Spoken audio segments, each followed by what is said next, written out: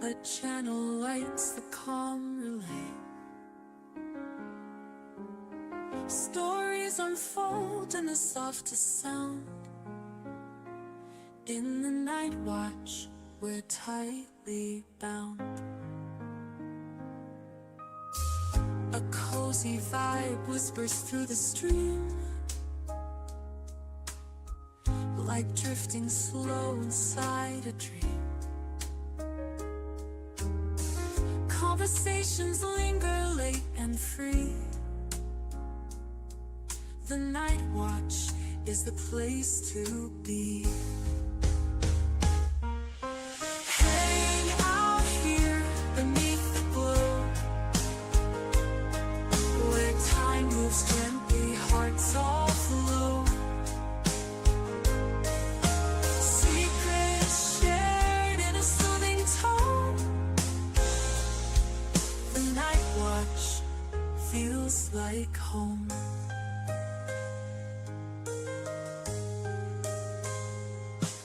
A laugh, a thought, a quiet tale. The night breathes slow, we set our sail. Through every chat and every laugh we weave a stream, a timeless path. Stay while the stars are bright, each word a spark that paints the night. Connection deep, it soars and sings. In this space, the heart takes wings. Hang out here beneath the glow, where time moves gently, hearts all flow. Secrets shared in a soothing tone. The night watch feels like home.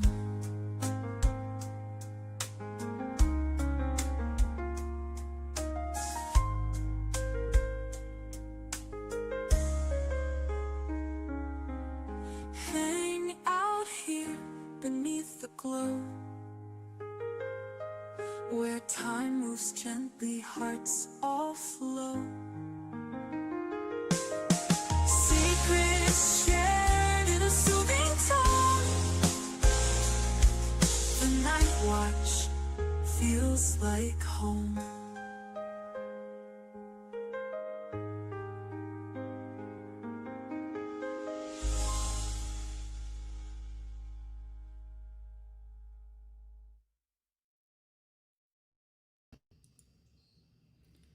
All right, let's see. Are we on, everybody? Can you hear me? I can hear you, Dave. All right, I think I figured it out. Not bad for a high on. Dave is on prescriptions. Dave is happy to be here. Dave welcomes you all to the Night Watch. Dave got some good news today. Doctor doesn't think it's in my lungs. So, Nice. after many years of being a smoker, which is not the thing to do, I'm not recommending it. They're still trying to figure out what made me pass out, what was in my brain, and doctors running a bunch of tests, and he's going to send me for a bunch of tests. Doesn't think it's in my lungs. So so far so good. I might be around for a while. So the other day I didn't think I was going to be around. So it's a good day. It's also my blessed mother's birthday, and happy birthday, Mama in heaven. Thanks for looking down on me today. I'm not a big believer in the woo, as a lot of you know, but my mother was a great person.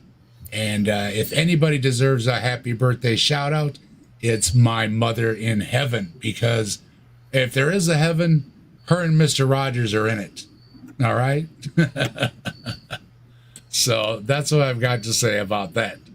I've also, I'm trying to make sure everybody's got a link. So let me check my phone really quick. Bear with me. I've been lost. I am high. I'm on legal high, but there are folks here, and I want to make sure that I know what I'm doing, which I don't really know. I think I know what I'm doing, but I might be knowing what I'm doing. And I want to make sure that everybody's got links. So I'm dropping links, and there's a link pinned in the chat as well. So in case I missed you, get the link out of the top of the chat. Let me see. Okay, it's pinned at the top of the chat. You're welcome to pop in if I know you. Please pop in and say hi. You're welcome. Let me see. Stop the Stupidity. Also dropping some captive desk memberships. Thank you very much. Stop the Stupidity. Let me grab this. Can I just go through the memberships? Yeah, Dave, please while you're do. Go putting ahead. together? Okay, we got 10 special memberships because they're from Stop the Stupidity. Jasper, Spooky Bear, Robin Webster, that's 3 of my favorites right away. Ellen Minnow, my very favorite. Blaster Master, good to see you again. Native Atheist. Austin Sims. I mean, these names can't get better. Sydney no. Raptor, Michael N, Mark Reed. I mean, they're all here. So yeah, Incredible. there we go. What a list of people. I mean, first of all, I'm impressed they all got 10 memberships. That's incredible. She rocks, Dave. She rocks. She definitely rocks. And yeah, with a list of names like that, let's hear it. Let's go. Here we go. You rock, let's rock with the fire in our veins. Rock on to the skies, to the thunder and rain. All hail Bigfoot, the legend, the king. He walks among shadows, the wild spirits sing.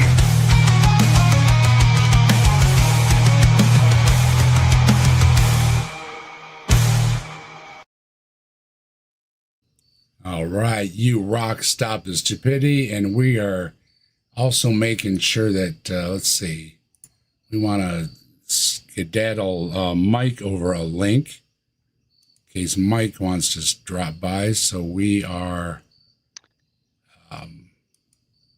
let's see, save, copy the link, save link, copy link. I think Mike has a previously scheduled thing going on right now. He might be able to join us. Okay. At the hour, maybe. No, okay. Maybe you never know.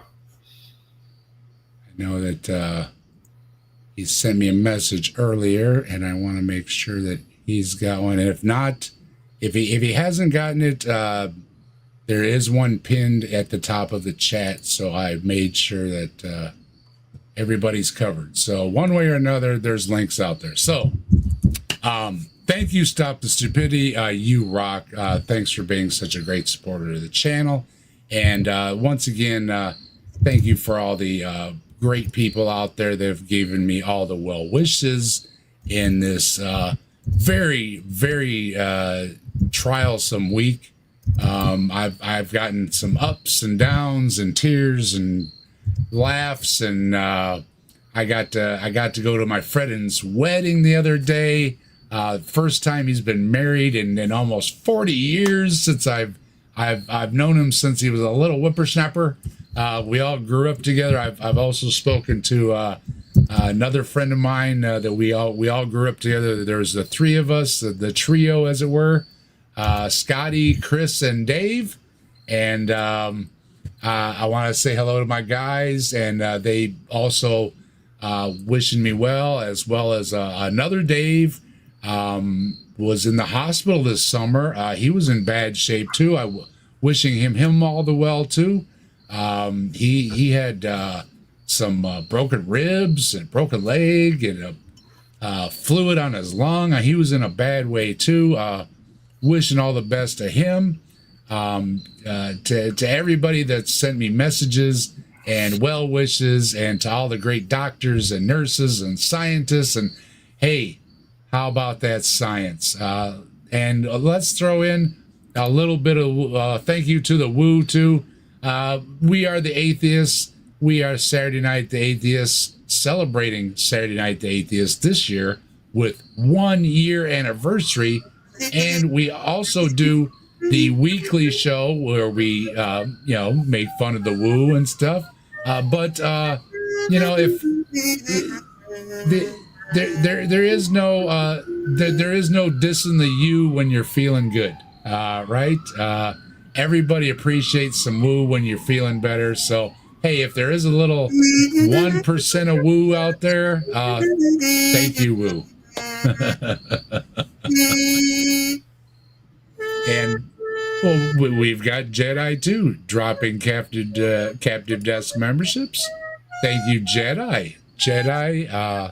Let's see. We'll pull up the channel here. Forgive me. I'm a little bit slow. We've got Left-Handed Jedi dropping 10 captive desk memberships for Leo, Tubian, Rainbow Ash, Hell's Bells, Maya Atkinson, Disco Poppy, Christopher Tablante, Pragmatic Crystal, and Clockwork Rex. Another great hits. Thank you very much for supporting the channel. You guys rock. And make sure let's see. We've got to pull up some media assets here as well. And you guys rock. You rock, let's rock with the fire in our veins. Rock on till the skies, till the thunder and rain. All hail Bigfoot, the legend, the king. He walks among shadows, the wild spirits sing.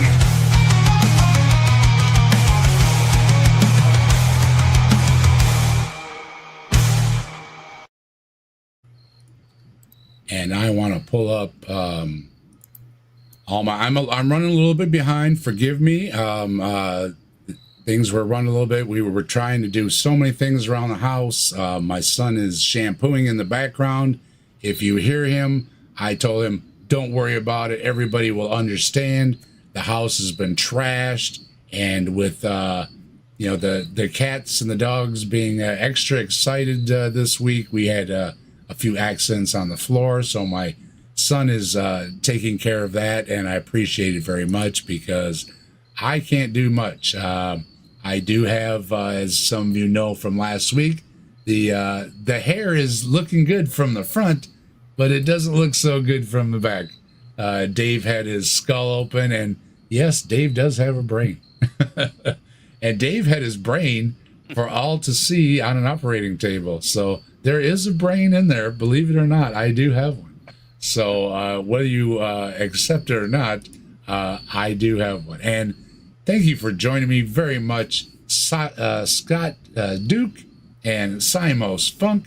I understand that Mike is up to something as well. He may join us a little later. There is a link posted in the chat for Mike to join in case I didn't get one to him.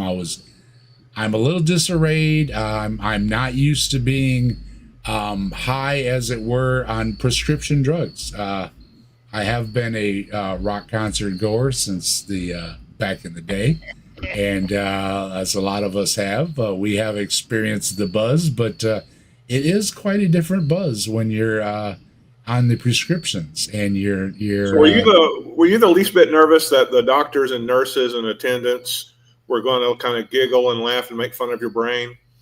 Oh, sure. I'm always the same person. Now I don't remember much of anything that happened, to be honest. I was telling the doctor today, he was asking me questions. I said, dude, you're going to have to talk me through it because I don't remember a damn thing. People talk about surgeries and, all kinds of sorts of things and what they remember hearing and seeing and doing and what the doctors were doing.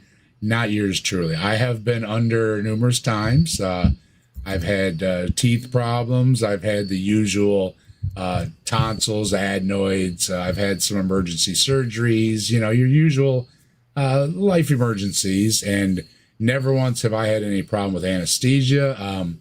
It's me, it's the doctors, it's a combination of the two, whatever it may be.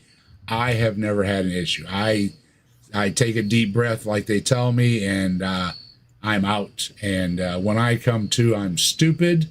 I'm talking stupid. I would make one of the great videos of being stupid. I'm not one of these people that has any of the wild stories or a wild imagination or whatever it may be. I don't know. I'm not one to say. And who am I to say, right? Nobody knows except for the person that goes through it. But in my instance, it's always gone well. I have been under. I've never experienced anything. I was, as people have known from my voice, which doesn't sound like its robust tones of its, although it is coming back. I do appreciate it coming back. The nurse knows today that my voice was cracking a little bit, and I seem to be on the mend. I did have the intubation and everything. As some of you know, they literally shoved something down my throat.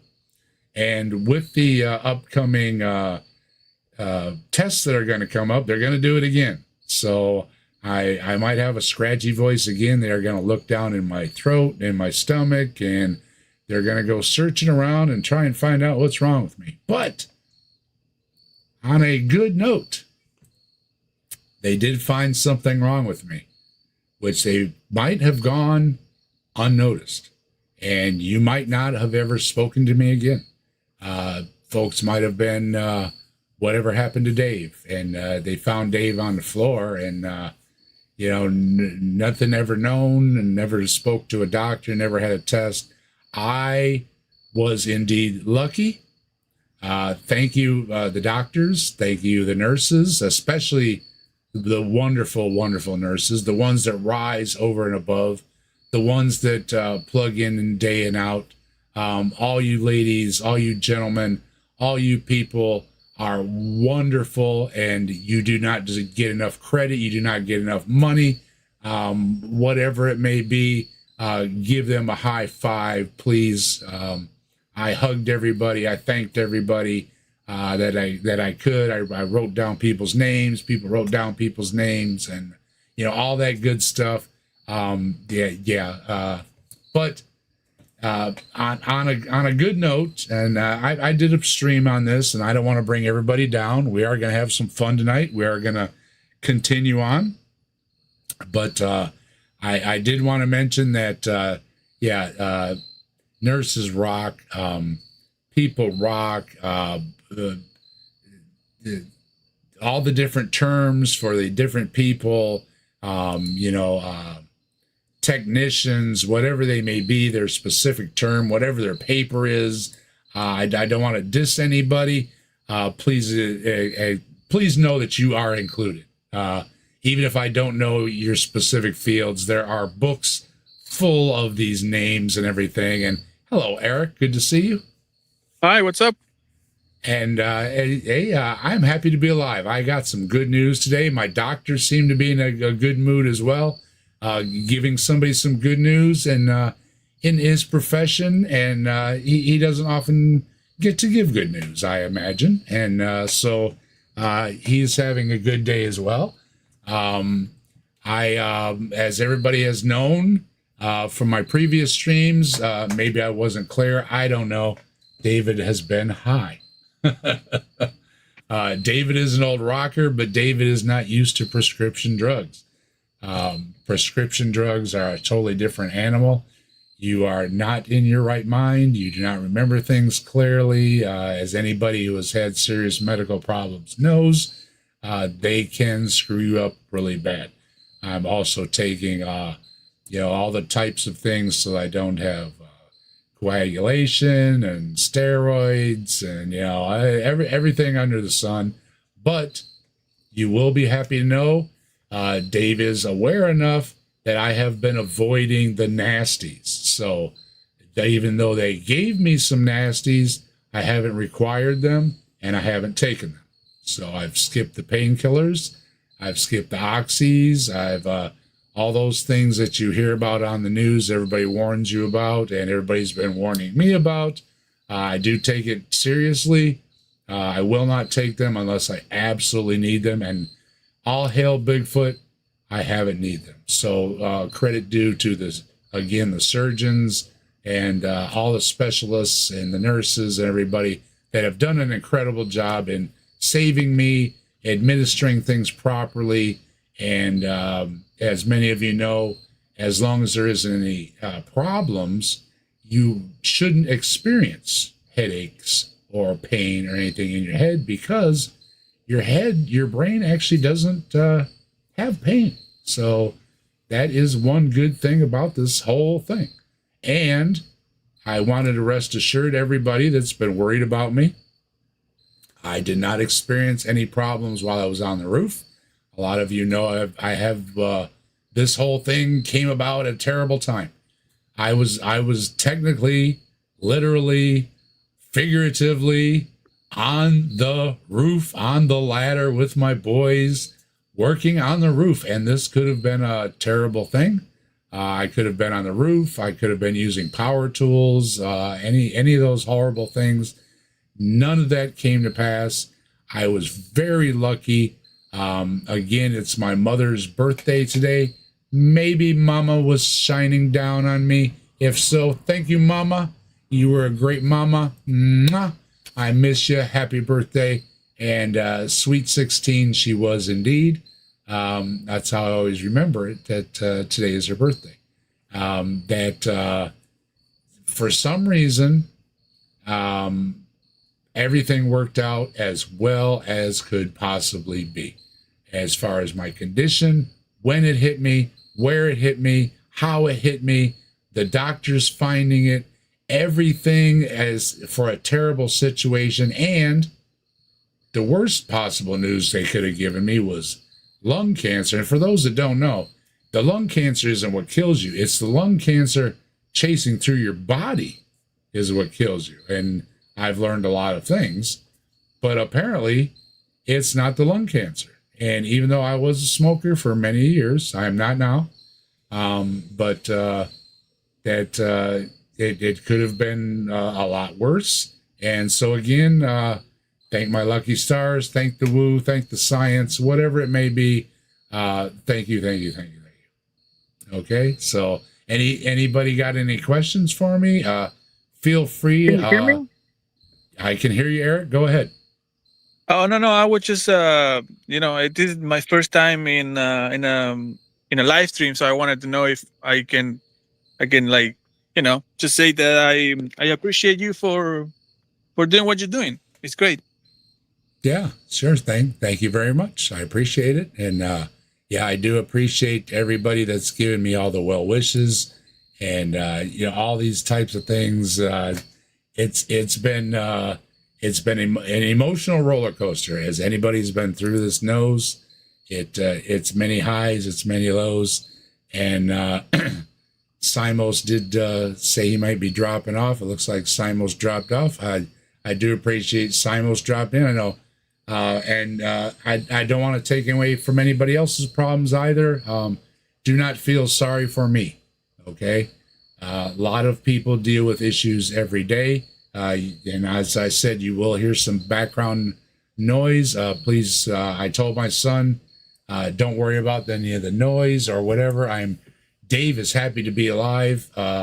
Dave doesn't care if there's noise tonight. Dave doesn't care if there's wind chimes or there's crickets or there's a fan or whatever. I mean, Dave is happy to be alive, and you do have a new appreciation for life, every sound, every smell.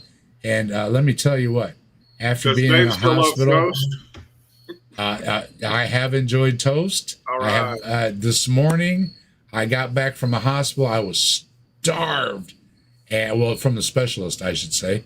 And I had toast with extra jelly all poured on it and everything. The missus was saying, make sure you dose up on the calories because just in case, they did take the tumor out. My biggest problem was I had a tumor on the back of my head. And this is why I went down on my knees and I knew something was wrong, because this tumor was a tumor. I did have the tumor.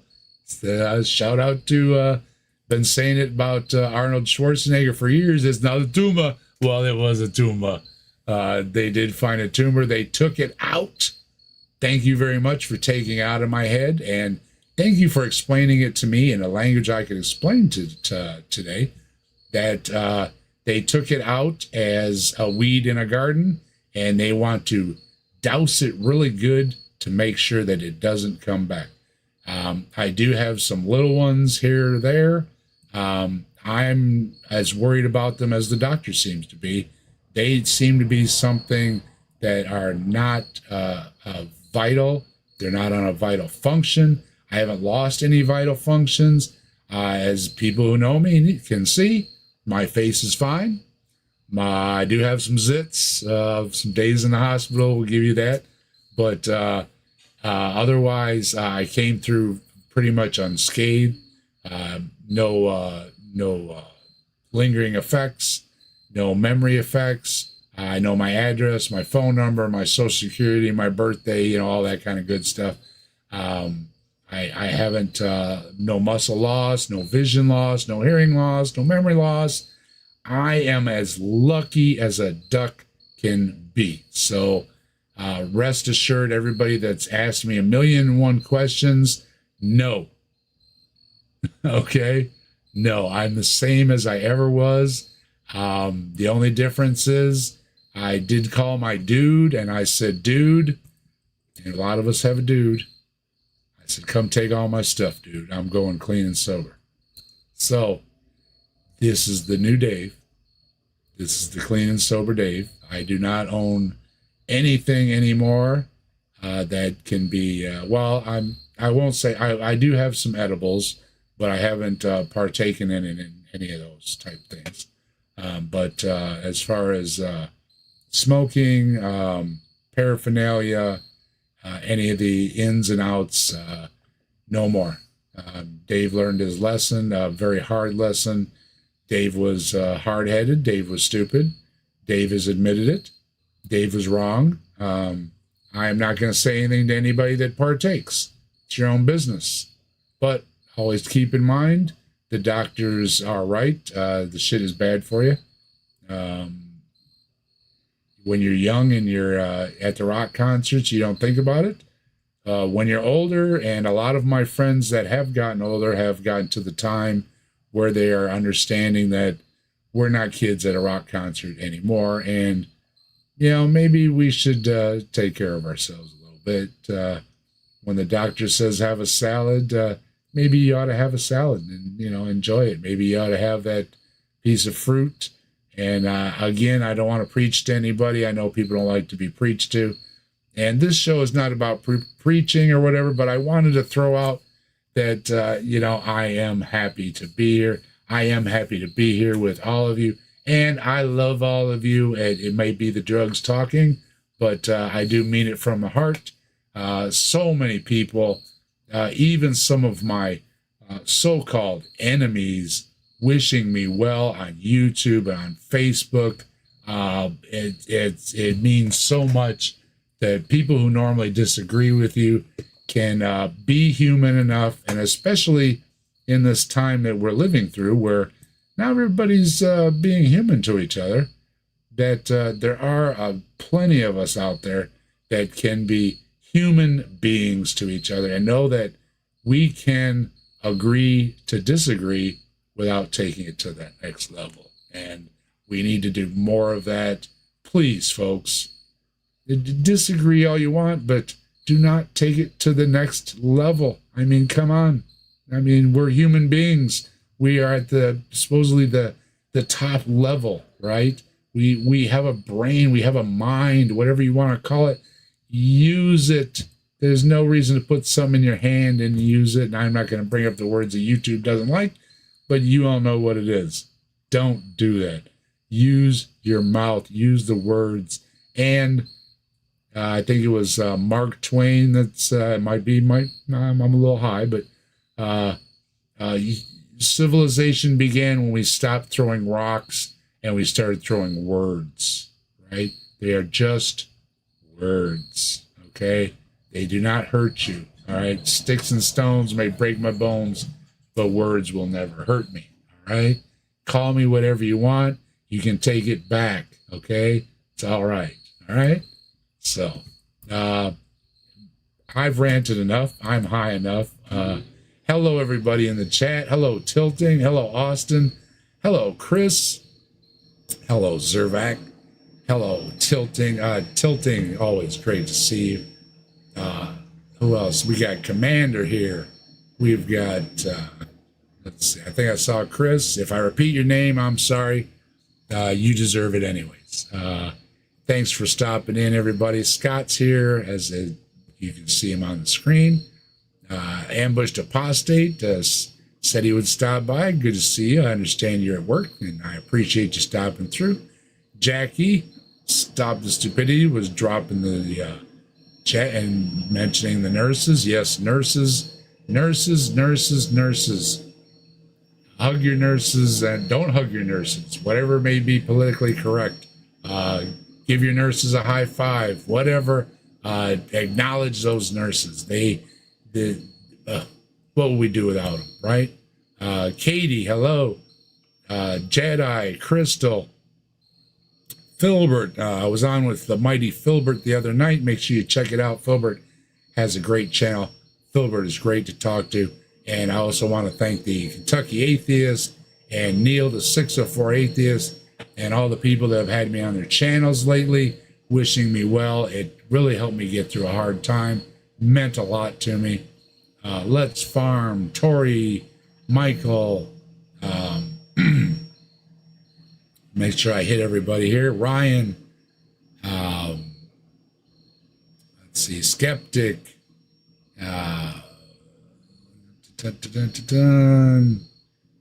Please forgive me. I'm feeling good. I'm feeling good. Chris, Maya, good to see you. Maya had a special show on today too. Caught some of Maya on with Kip and everybody. It was a good show. And Jedi again dropping there. The super memberships, the super chats. Dade Murphy, another great friend. Dade, thank you for the well wishes. Appreciate your friendship. Spooky, Icarus. Let's see. And I remembered to put my teeth in. For those of you that don't know, Dave does have a fake tooth right in front here. And the other night I jumped on, and after being in the hospital and not caring, you don't really care, you know. Dave forgot his tooth, and I hope nobody saw me without my tooth. Dave does have a fake tooth. So those of you that don't know, I let it slip, and you might be able to find a clip somewhere of me with a hole in my mouth. Never again, but tilting. I know I've said hi to tilting. I've definitely said hi to tilting, but I'm going to say hi to tilting again. And Eric was who was on here with us, and let's see. I think I've gone through everybody. Back to the beginning. All right. Hello, everybody. Please forgive the background noise. Again, we had some animals trapped in the house, and anybody that has animals knows they're tilting. Mighty Filbert, great hanging out with you. Thank you so much for all the love and understanding and conversations.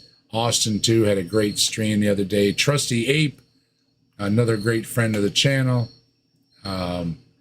giving out all the love. Good to see you. And so I'm going to open up the floor. Again, Scott, Eric, anybody have any questions for me? Fire away. I'm going to look up my YouTube and see if we can find something to go through in the meantime. What is Bigfoot's favorite meal? That would be toast. Toast. It's got to be toast. If toast is your favorite meal, then you just haven't had toast. Yeah, well, somebody was even asking me about that very thing, and I said, hey, you know what? I have recently put together that very thing, and here it is.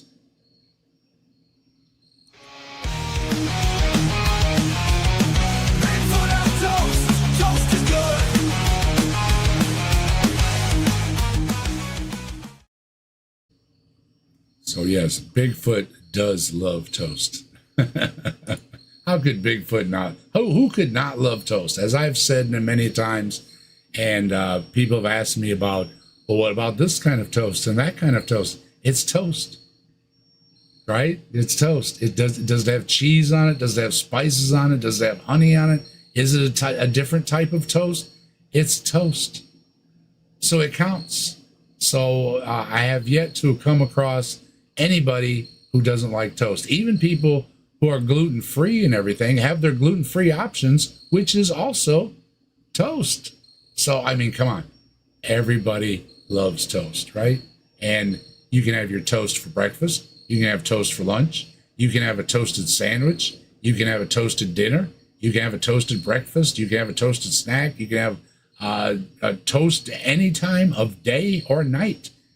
And what more could you ask for than toast? And I even have, and there it is in the background, I even have my toast, and we will be rejoining our toast master this Saturday. Wayne, if you're watching, Wayne is one of our favorite recurrent guests on Saturday Night the Atheist, and he's one of the reasons we have toast. Because not only does Jesus appear on toast, and Answers in Atheism appear on toast, and Bigfoot appear on toast, but we have toast coming through the consciousness of different fields and realms and dimensions of toast. So, and you might just evolve into a bottle of ketchup or a further being from the toast. So, I mean, we love toast. And speaking of loving toast, I'm going to play this one. We love toast. We love toast. We love toast. We love toast. We love toast. For those of you that know, this is my new version of the toast, but I also have the old version of the toast, and I'm going to dig it up. I'm not sure where it is, but there is a version of the old toast, and we have to have, because Ed of the Rabid Atheist said, you know, Dave, I do like your new version of the toast, but I like your old version of the toast too. So I will have to make sure that I have the old version of the toast as well, because dang it, again, you might have to wait till Saturday. I do not have all this stuff prepared. I was running around at the last minute. We were pulling up carpets and rugs and everything else to get this thing together. Trying to get back to normal, and as many of us have had instances, trying to get back to normal is tough. I've had a lot of trouble. Yeah, go ahead. Don't you have one of those toasters where you can literally print any image you want and it will come out in the toast? Have you heard of those? No, I have the video. I don't actually have the toaster, but I do have the video somewhere of that toaster that does the printing. So I do know what you're talking about. Yes, indeed, I do. I've been wanting to get one of those for like years, and I can't find them. Yeah, I live here where I live. Yeah, they have it. Like I say, I'll have to do some searching. Bear with me, folks.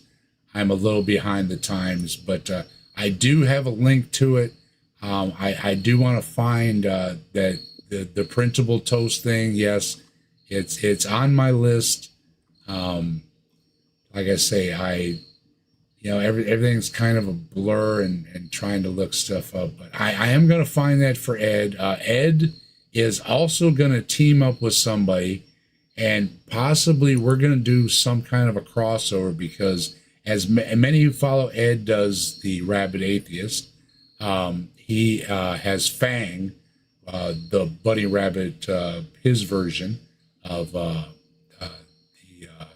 pre-sup argument, and many others have had the giraffe, and we have the toast. Everybody has the Bigfoot, the different versions of their pre-subs. So there may be a crossover coming with some toast and Fang and all that. So that is also in the works. Ed is a big fan of the channel, and Ed also sent me great well wishes. Thank you, Ed. Meant a lot to me. I can't say thank you enough.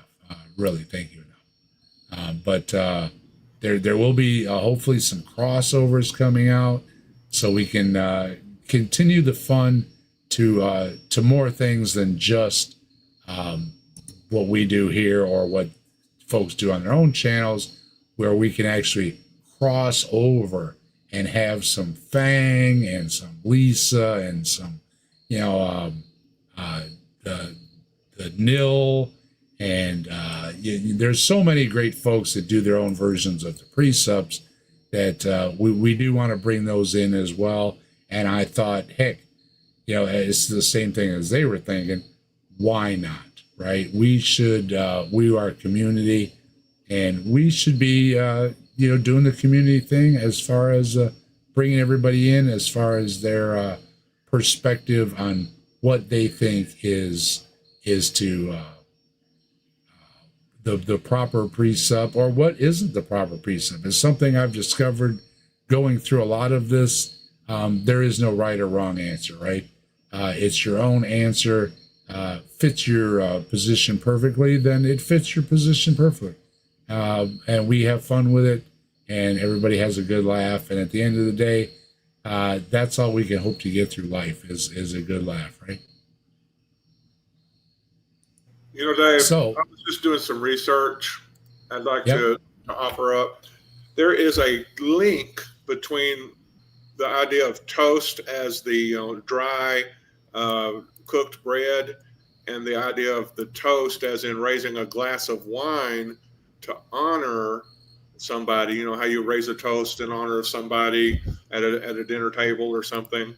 Well, it turns out there's a French word called toaster, which was then became actually I think it was Latin, which became the English toasten, Tosten.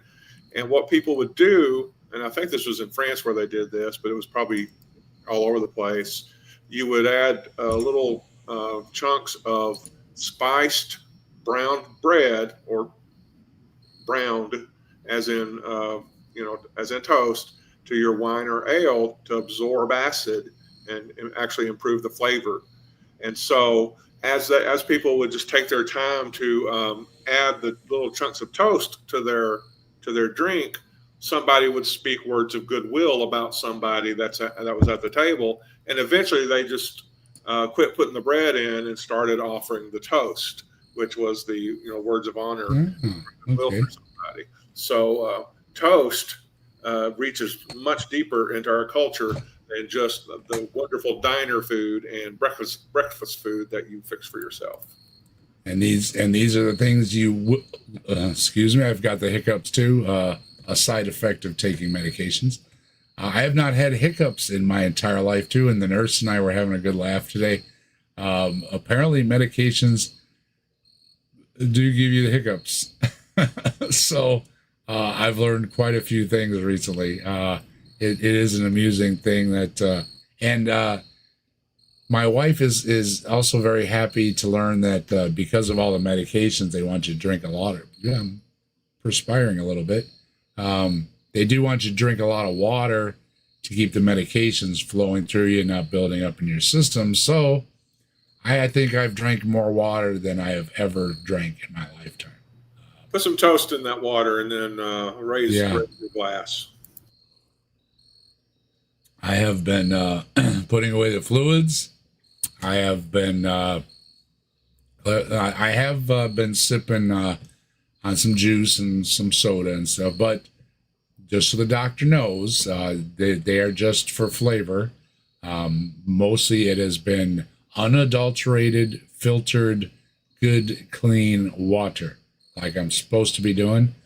The doctor asked me today, are you doing this? Are you doing this? And he gives me the funny look like your mama gives you, or your daddy used to give you, and your grandma, whoever raised you. Yes, I can say with honesty, I can look them straight in the eye. I have been looking to do the right thing. I have been taking your advice. I have been taking the notes. I have been writing things down, putting the notes in my cups, all the things. I've been trying to be a good boy. And with that, speaking of being a good boy, why don't we jump in on what we're supposed to be doing here at the Night Watch. And we're going to review some shorts, and we're going to have some laughs. And you know what? A few laughs at the Reaper's expense. The Reaper has my name in the queue.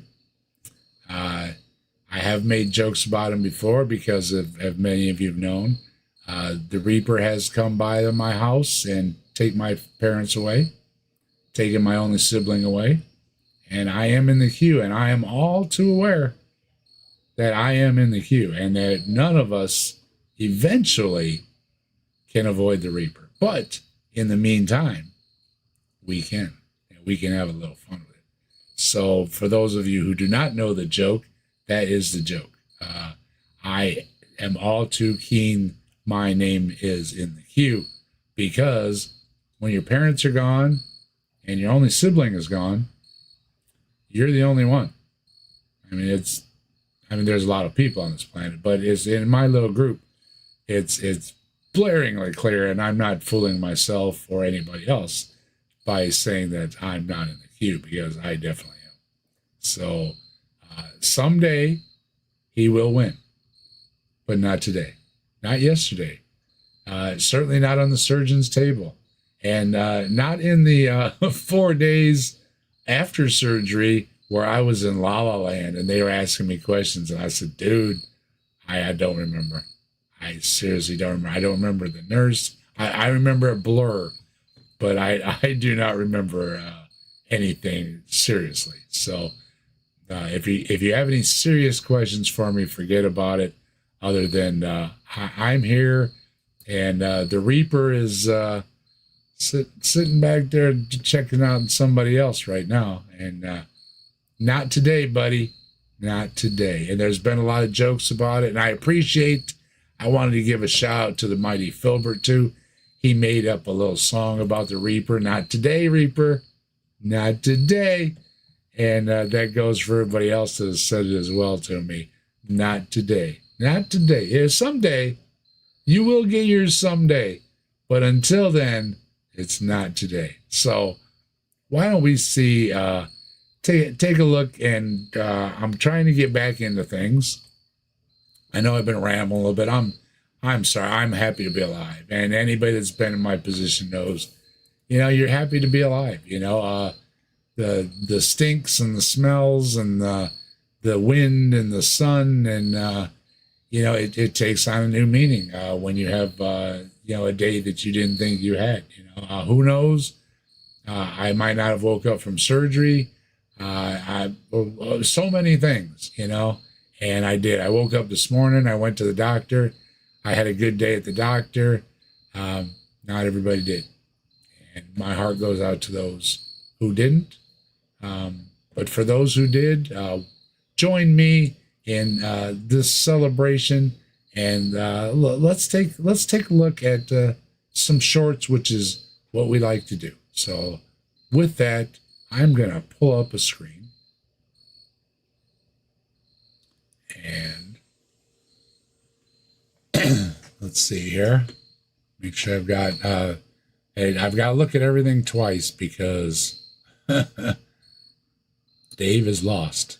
So let's see if we can manage to figure out how to do. Look at this. I pulled something up. All right. This is good. This is good. We have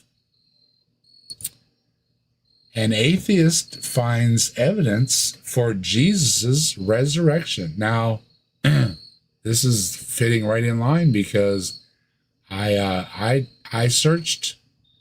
I had lots of time, and this atheist did the searching. Hell's Bells, thank you very much for supporting the channel. I showed up and gave some of Satan's scents You are welcome. And 666, thank you very much, Hell's Bells. And we are going to pull up Bigfoot as a thank you. You rock, let's rock with the fire in our veins. Rock on to the skies, till the thunder and rain. All hail Bigfoot, the legend, the king. He walks among shadows, the wild spirits sing.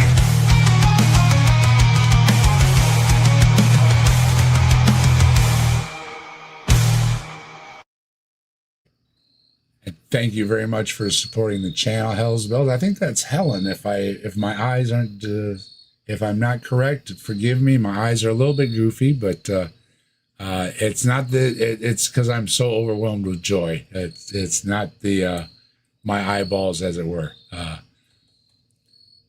invade other. Oh, okay, yeah. And you are welcome to invade this channel anytime you like. Thank you very much. I am an atheist from Iraq. We have somebody join us. Welcome, atheist from Iraq. All right, this is what it's all about. And we've got an atheist from Michigan too. Hello, Austin. Hey, how's it going? Hey man, it's a day above ground. I can hear you. Good to see you. Yeah, man, congratulations. I'm so happy for you, dude. Like, seriously. Like, part of the reason I'm coming up here is because I wanted to say directly to you how happy I am for you and how great it is that you're getting a clean bill of health. I can't understand the word Austin's saying.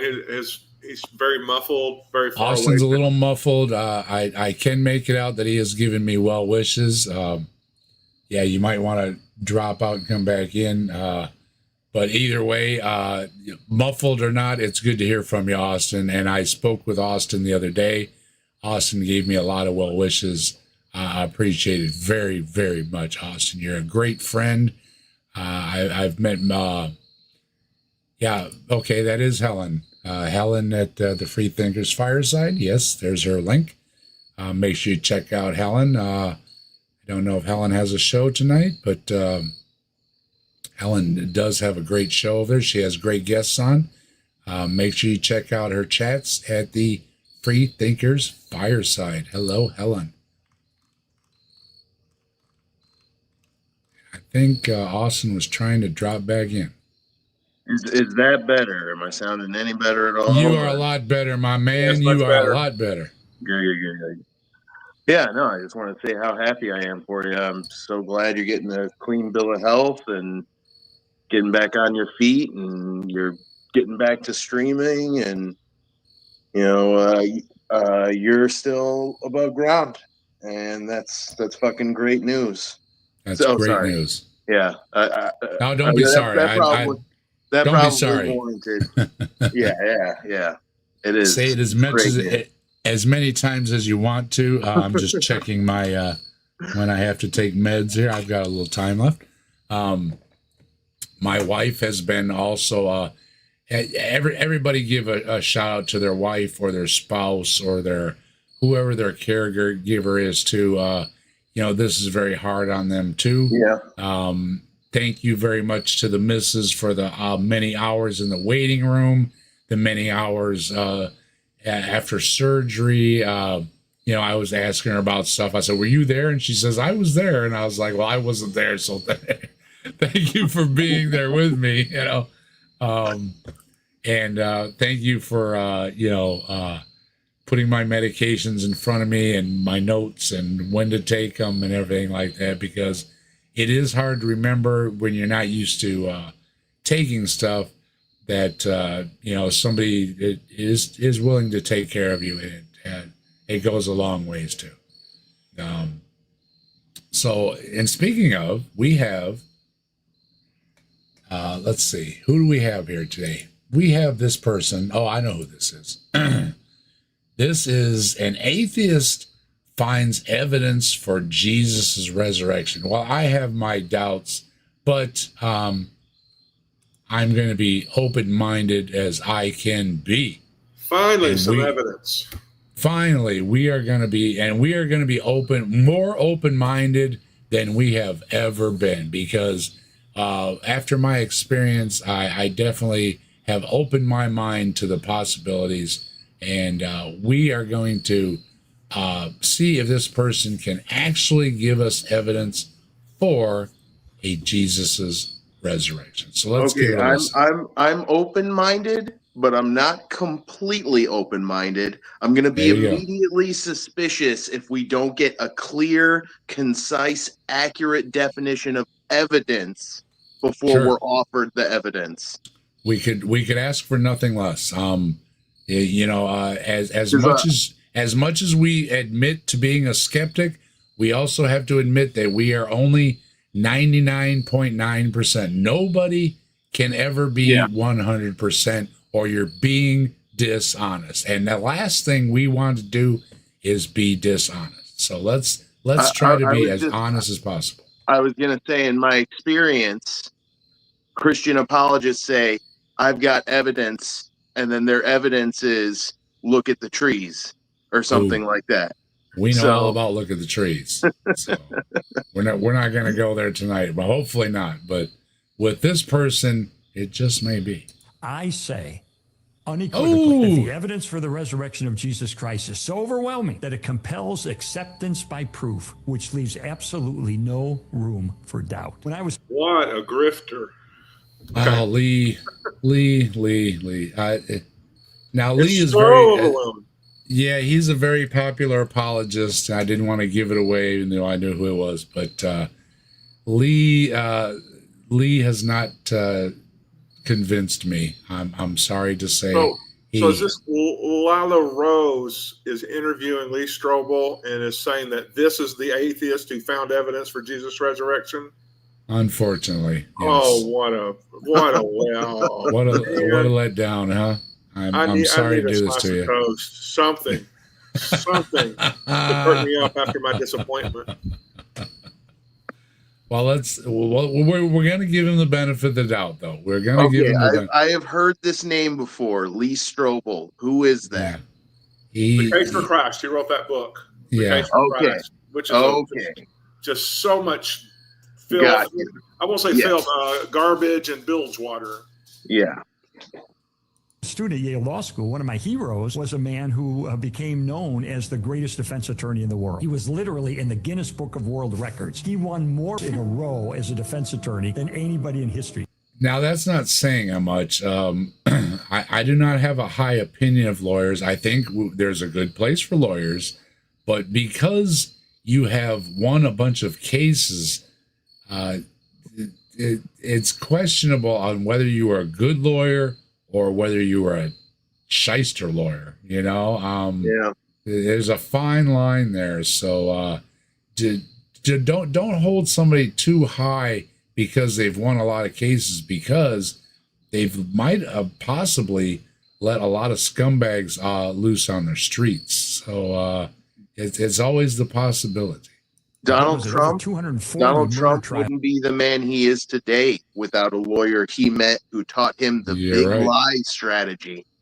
Mm-hmm. And ever since he learned the big lie strategy from this lawyer, it's been his favorite thing in the world, and he's used it to get to the freaking office of president. That's why Mein Kampf is his favorite book, because Mein Kampf is all about the big lie strategy. Mm-hmm. Absolutely. That's that, make the lie big. Make lawyers the lie are big, a good thing, and I have my favorite lawyers and I have my disfavorite lawyers. So it is a double-edged sword, the lawyers we have in this country. And when it comes to big money, there's a lot to be said about the lawyers too. Now, I don't want to disparage anybody, because there are good people who get paid well for their job, and there are Mr. the vice Anderson. versa. So we love Mr. Anderson. Sure. Yep. So whatever happened to Mr. Anderson? I haven't seen him He's still around. He's just a busy lawyer. He has a main job that's really time consuming and intensive. Recently, he has done something. He appears now and then, and it's always good to see him when he does. So but as Austin's pointing out, he he has a real career. So let's let him do his job in between, and yeah, good for him. In a row, he won before the jury or on appeal. Greatest defense attorney. So I admired him because he was brilliant and he knew what evidence is. He was knighted twice by Queen Elizabeth, appointed to the Supreme Court of his country. His name was Sir Lionel Luckhoo, and like. So we've been told he knows what evidence is. What does he know? What is his definition of evidence? Yeah, well, he's throwing the knighted thing out like it's something. I mean, no offense to rock stars, but there's been some rock stars that have been knighted, and I mean, what are they known for? Partying, right? This is an ethos argument when it really needs to be a logos argument. Yeah. So he's using really weak arguments, I would say, so far. For sure. Me at the time, he was a skeptic about the resurrection before I was a Christian. And so I admired him. One day, somebody came up to him and says, Sir Lionel, you're the greatest lawyer in the world. Have you ever taken your monumental legal skill and applied it to the historical record for the resurrection? Oh my God. Okay. Now, let's piece this apart, gentlemen. Let's piece this apart. The historical record for the resurrection, I don't think those words belong in this sentence in that way. Right. I don't care if this guy had a lawyer power level of over 9 million and tried to pick apart the resurrection and failed to do it. I could do it with a lawyer power level of like 3. It's not hard to do, and let's not forget the resurrection is spoken of like it's the only resurrection. Yeah. It's not the only resurrection in the Bible. No. Not to mention in other religions. And Stop the Stupidity added again gifting memberships. Stop the Stupidity, thank you very much, gifting 5 memberships to the captive desk. And we have, let me see if they're coming up. I think the easiest way to pick it apart is to just say, I don't believe it. I don't accept your claim. The evidence isn't sufficient. It sometimes takes a minute to catch up with the chat.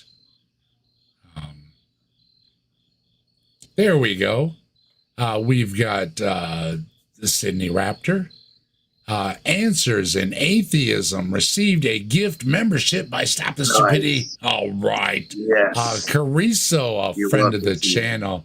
Chris and Brent and Commander and Carrie Ann. Great hits, Stop the Stupidity.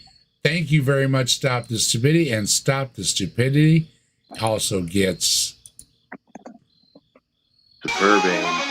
You rock, let's rock with the fire in our veins. Rock on to the sky, till the thunder and rain. All hail Bigfoot, the legend, the king. He walks among shadows, the wild spirits sing.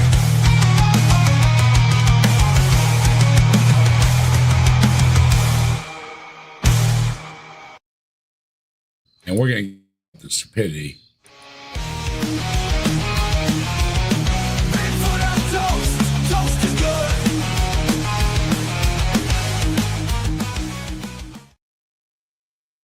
Just because I've been out of the loop and I haven't been able to play my videos. So I am going to play my videos, and I'm going to play this video too, because I've got another new one that is actually apropos to this. You on drugs? Yes, I am. Thank you, Stop the Stupidity. You rock, and thank you for being such a great supporter of the channel. Yeah.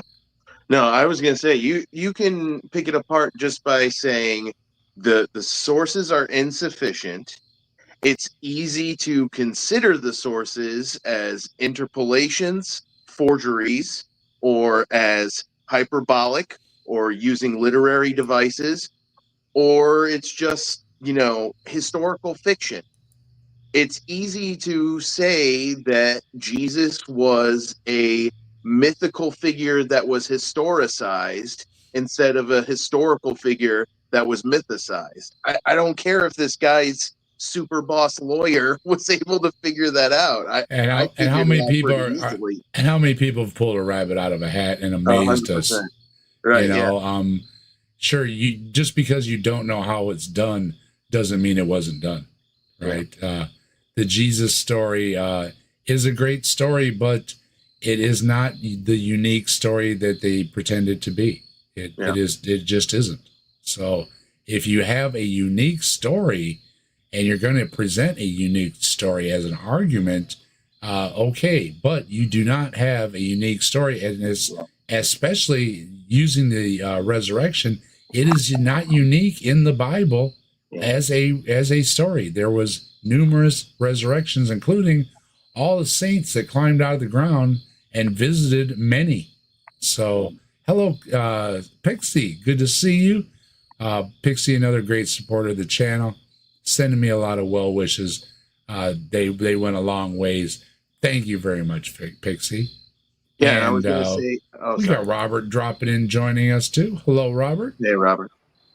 I was going to say the opposite side of that too is even if I accept the historical sources for Jesus, I don't have to accept that makes him supernatural or that he was resurrected or had powers or walked on water. I can just accept that means that, you know, some itinerant rabbi who was probably named something that wasn't Jesus, actually, probably something like Yeshua or something like that, existed. But it's like saying somebody named Peter Parker who lived in New York existed. They didn't have any of the powers of Spider-Man. Does that mean Spider-Man existed? No, not really. Yeah, but I think that's the Hitchens challenge, that you still have a long way to go, even if you prove the Jesus, to proving that it's God or divine or anything else. Even if you can prove the Jesus, you still have everything in front of you beyond that. Yeah, I'm catching a whiff of an oncoming Josephus, maybe, or a Tacitus, or a Pliny the Younger, maybe. Definitely. Yeah. Hey, I just wanted to chime on we don't have any original autographs, and none has ever been written about. That we've never had any of the early church fathers ever said they had an original of any of the original documents. So Clement used the term as it was passed down to us. This got used all the way through Origen. No one ever spoke of an original autographic text that was the original. So we don't know that one even exists on any of them, or that any of the church fathers saw them. They were all copies of copies. And the oldest one that we have of Mark, the two oldest, they actually don't speak of a resurrection. It just says that the tomb was empty. That's the short ending of Mark. So the oldest known document that we have on this subject whatsoever, he's not resurrected in. So I don't know why anyone would think that we have evidence. And this is like third or fourth time that it's rewritten as the earliest text that we have. So would this ever be allowed in a court? Realistically, no court would ever take any of this as evidence. It's just never going to happen. 100%. And I know the historicist, mythicist thing has been done to death, and like people are sick of it. But I actually think it's a really important debate. I think if you can disprove the historicity, that's a good reason to deconvert. If Jesus is Spider-Man to the Peter Parker, why would you believe in Spider-Man if there wasn't an actual recording of Spider-Man and all you got is Peter Parker? Yeah, no, I don't know. I disagree with the mythicist argument, though. But yeah, fair enough. Well, let's see if he can finish out any stronger than he has started. But Lee, you're awful weak, but we're gonna give you like we do here at. We like to give every benefit of the doubt. So even though it's a short, we will give you the benefit of the doubt. We will try and give your best argument and finish out strong. So we'll see what you've got left in the final. How many seconds left? He's about halfway through. All right. Well, you've got another 30 seconds left. Let's see if he's got something to finish out strong on his last 30 seconds. And come to an informed verdict about whether Jesus rose from the dead. And he said, no, I haven't, but I will. So Sir Lionel Luckhoo, this incredible legal mind, spent years investigating the resurrection. And I'll recite to you one sentence he wrote that summarized his conclusion. He said, I say unequivocally that the evidence for the resurrection of Jesus Christ is so overwhelming that it compels acceptance by proof, which leaves absolutely no room for doubt. And I call BS on that. From what? So far, citing somebody who says the evidence is overwhelming is not evidence. It's And look just, at her. Look at her. She's citing. like, well, yeah, I mean, What sells it, he man? must have read the Bible that nobody else did. I mean, he's reading the same source, isn't he? The Bible, right? That's the source. I mean, when it comes down to it, he doesn't have a source that's unique to anybody else. You know, he didn't have the knowledge that nobody else had, right? Yeah, I mean, bro needs way more than the one sentence, man.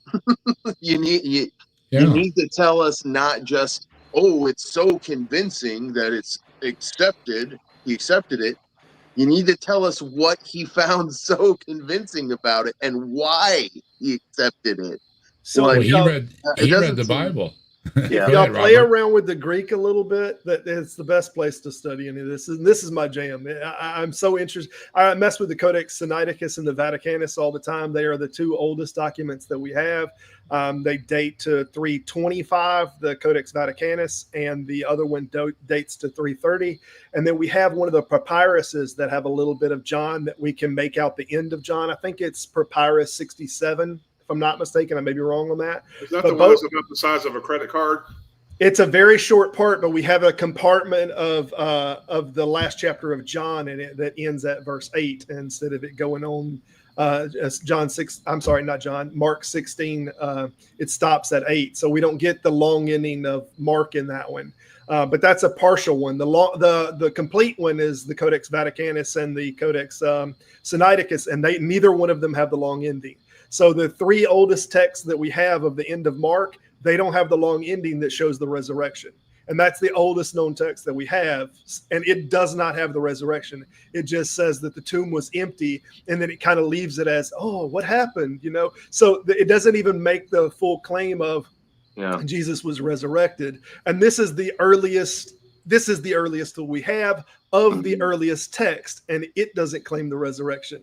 So for people to say we have evidence, how unbelievably ridiculous. And aren't there a bunch of slightly older but still contemporaneous mythical figures that have like a super duper similar story?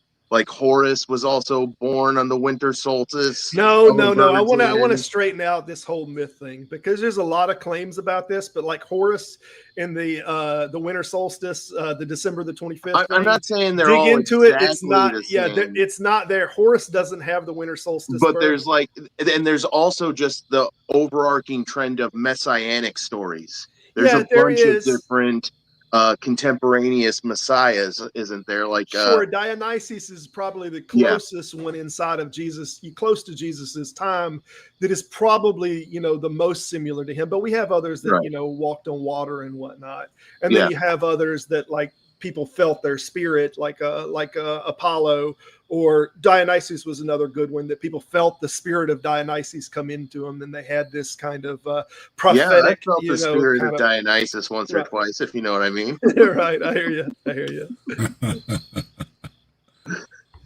Yeah, so he is presenting very, very weak evidence, and him and his lady friend Leela here think that it's so powerful, but it isn't convincing. And anybody on the panel so far has not seemed convinced, or not even slightly swayed by the what Lee Strobel is announcing. And Lee does speak to his audience. They are already believers, and it's of course they are going to think that he is all that.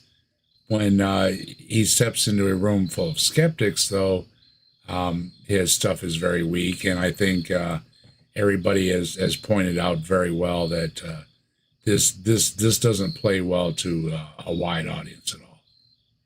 Yeah, I don't see this being a very good conversion argument. This is more of a retention argument. Yeah. So we are once again. Whenever we see Lee Strobel, we know that Lee likes to sell his books. Lee has a following, and good for him. He does have a loyal following, but he isn't bringing in the converts from the medicines from the outsides that he thinks he is, and I don't think he will be in any time soon. So oh man, these things are really giving me the hiccups. But to his credit, though, he has sold a lot of books. He has a loyal following, and good for him. Do your thing, Lee, and we wish you all the well. But you aren't getting to us, so I don't think you are crossing the line. And having Leela well, I don't know, giving her smug look about, yeah, I mean, this guy really read the book and none of the other ones did, like, hey, you really did your homework and the other person did, is really a weak argument. So, yeah, sorry. It is definitely just an argument from authority fallacy. It is. And so with that, I think we are going to drop Lee right off of the list. And next time you want to try to pull this on us, we're going to be ready for it. Remember the name of that lawyer he was talking about? I can back it up and... Nah, don't worry about it. It's not worth the time. I was just going to see if if it was really that big a shit, Well, no, that's what we're here for. So this from this crisis so overwhelming that it compels acceptance by proof, which leaves absolutely no room for doubt. When I was a student at Yale Law School, one of my heroes was a man who became known as the greatest defense attorney in the world. He was literally in the Guinness Book of World Records. He won more murder trials in a row as a defense attorney than anybody in history. He won more murder trials in a row as a defense attorney than anybody in history. What was it? Over 240 murder trials in a row he won before the jury or on appeal. Greatest defense attorney. So I admired him because he was brilliant and he knew what evidence is. He was knighted twice by Queen Elizabeth, appointed to the Supreme Court of his country. His name was Sir Lionel Luckhoo. Okay. And like me at the time, he was a skeptic about the resurrection. Sir Lionel Luckhoo. Luckhoo or something? Yep. I think there it is. Lucchhoo. Well, just like it sounds. Lionel Luckhoo.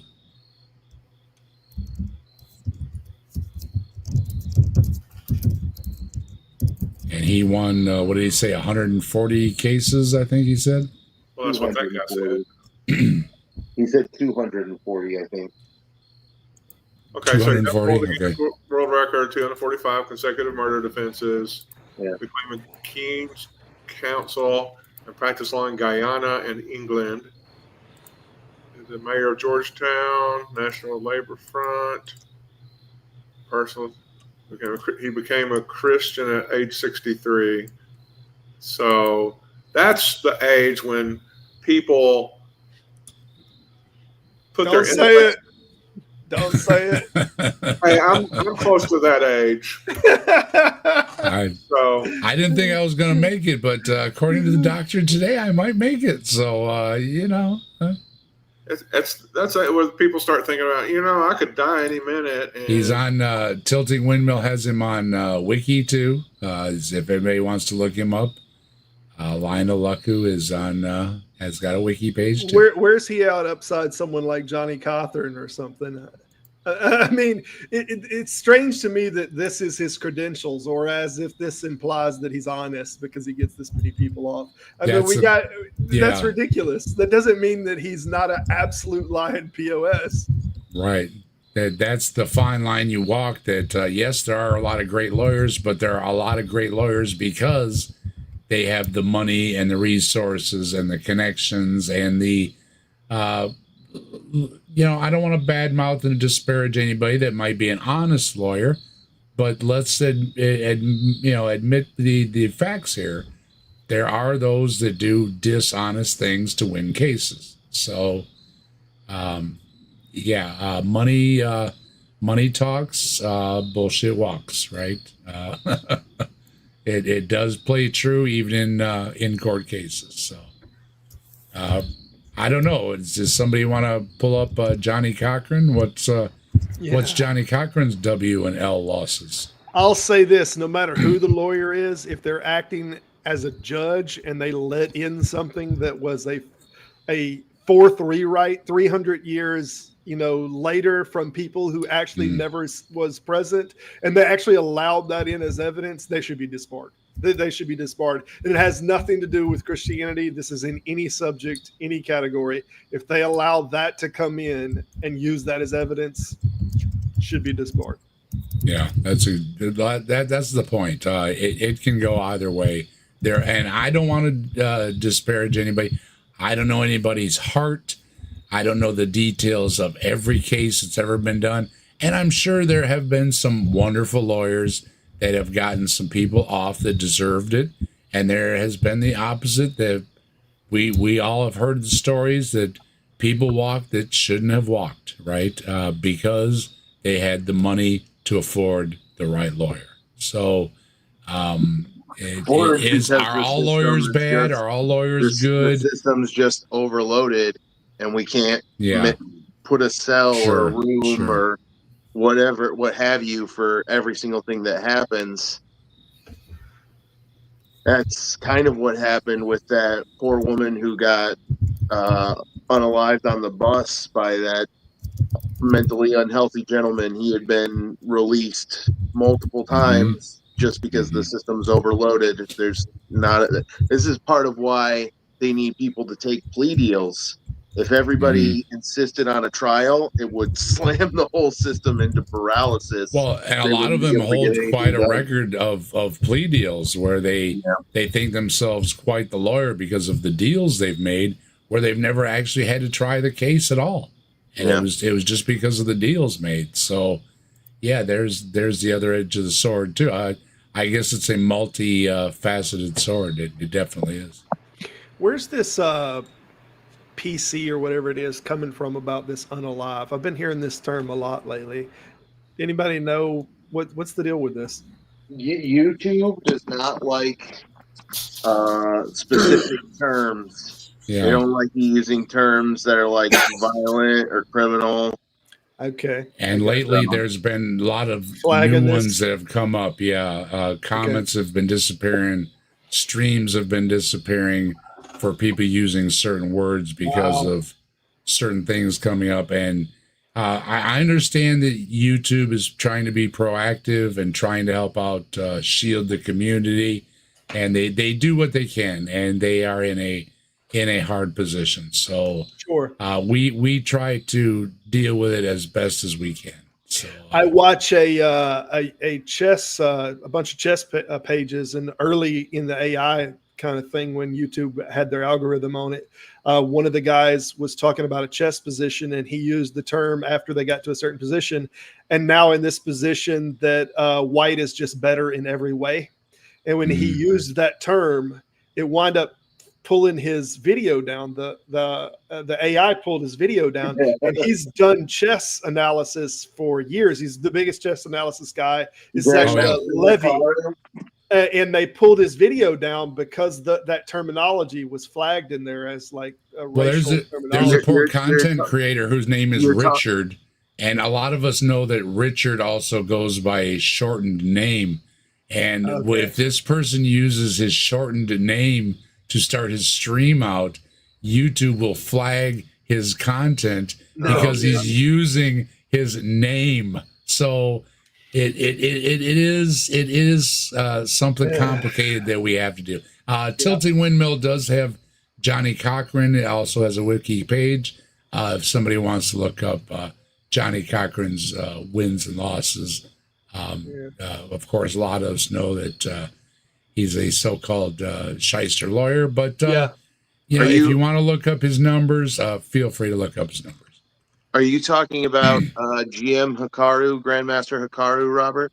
No, I was talking about a Levy. Oh, okay. Yeah, I mean, I watched Hikaru and I watched a bunch of all of them, but I'm not a great chess player or anything. No one think that and start sending me. I love chess, but I'm not a good player. Right. But no, I I'm pretty watched good. Levy, and he's I'm not too bad. I think he just made a national master or something, but he's just more popular as far as an announcer, and he does more videos. So he's the most popular YouTuber on the subject. And to use a term, because they already know that that's all he does is chess analysis. So to say that white or black is better in this position, and the AI couldn't delineate that he's talking about a chess game. Couldn't figure out the context. But of course, now it's gotten better. Dave, you're not going to get flagged for that. I promise you. The AI has gotten better on the subject now of picking up the content. But in the early days, it was. Well, we've got another one too. Another famous argument that they like to use is the empty tomb. And so while we're on this subject, why don't we take a look at the empty tomb argument from Buchanan Church of Christ and see what they have to say about the empty tomb argument. We know he died on the cross. It was read for us a while ago in Mark's account, chapter 15, that Pilate himself was a little bit surprised about how quickly Jesus died. And he I don't care. I mean, there was a lot of people that were put on a stick, and how fast they went has a lot to do with their condition prior to going on the stick. So already we're starting off weak, but we're going to go with it and see what else he's got here. He wanted to verify that from one of the soldiers who was a part of the execution detail, and he verified and said, yes, he was dead. There's no doubt that he died. He did not leave of his own accord. Now, these people are not medical professionals. Is a soldier qualified right to tell me for sure? Did he stab Jesus with a spear a bunch of times in the face just to make sure? Like, he does say that he was stabbed once in the side. Well, as I've said before, somebody unconscious like I was, 100%. You have no idea what's being done to you, and an unconscious victim can have things done to them and have no reaction. So it's not a medical decision anyway. And even with medical professionals, people that have seen like the serpent and the rainbow, where they put the needle in the eyeball and stuff.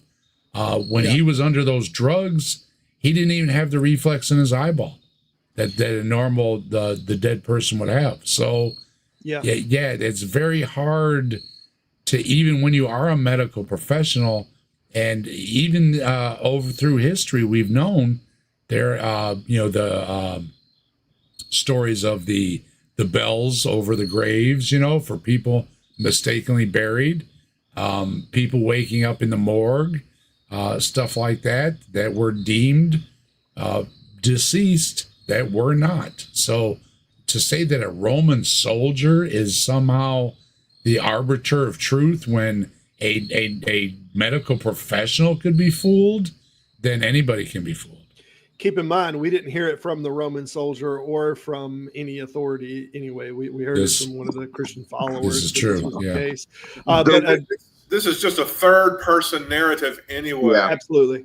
I mean, the Roman soldier could have proved it if he'd shoved his spear into the corpse's face several times and then wrote about it personally instead of someone else. I was there. Maybe they have a log of people they stab, and we see the stab log or something. I don't know. I don't know if y'all know a gentleman named Dan McClellan, which people mixed feelings on. Dan McClellan talks about another document that mentioned motivations for the Roman soldiers to try to move the body out so that the Christians didn't take the body and then make miraculous claims about them.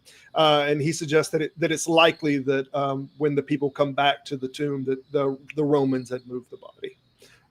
And then all we get originally, again, at the end of Mark, is that the tomb was empty, which is very possibly the case. And it would be very, natural that would be the case, that the Romans moved the body. And then you have the end of the story saying, oh, the tomb was empty. And then it just kind of implicates that there might have been a resurrection. And then later we get the story grows all the way into, we saw Jesus later, Gio's seen the movie too. That's one of my favorite movies, Serpent and the Rainbow. Good movie. Good. If you haven't seen it, it's an old movie, but it's a good movie. Well, let's see what else he had. This is a short video, so let's see what else he's got. Not, again, a strong start, but we do like to give people the benefit of the doubt. So we'll see what else he's got to offer here. So far, inexperience. Well, let's say he does have some experience because he is a Roman soldier. But as far as a medical professional determining that a person is alive, that could be in deep shock already, is pretty weak. It's pretty weak. But we're going to give him the benefit of the doubt. We try as much as we can here. I can see narratively why the soldier didn't shove his spear through the corpse's face, because then Jesus looked way too much like a zombie with a hole in the middle of his head when he comes back. It's already pretty creepy that he still has the holes in his hands, but a spear hole right through the middle of the head, that might be a little too much for people to accept as a savior. Can you imagine how people would cross themselves? Oh, that opens up a whole other can of worms, doesn't it? I mean, absolutely. Instead of this, you'd have to do this. Fingers and toes, and and twice over, and yeah.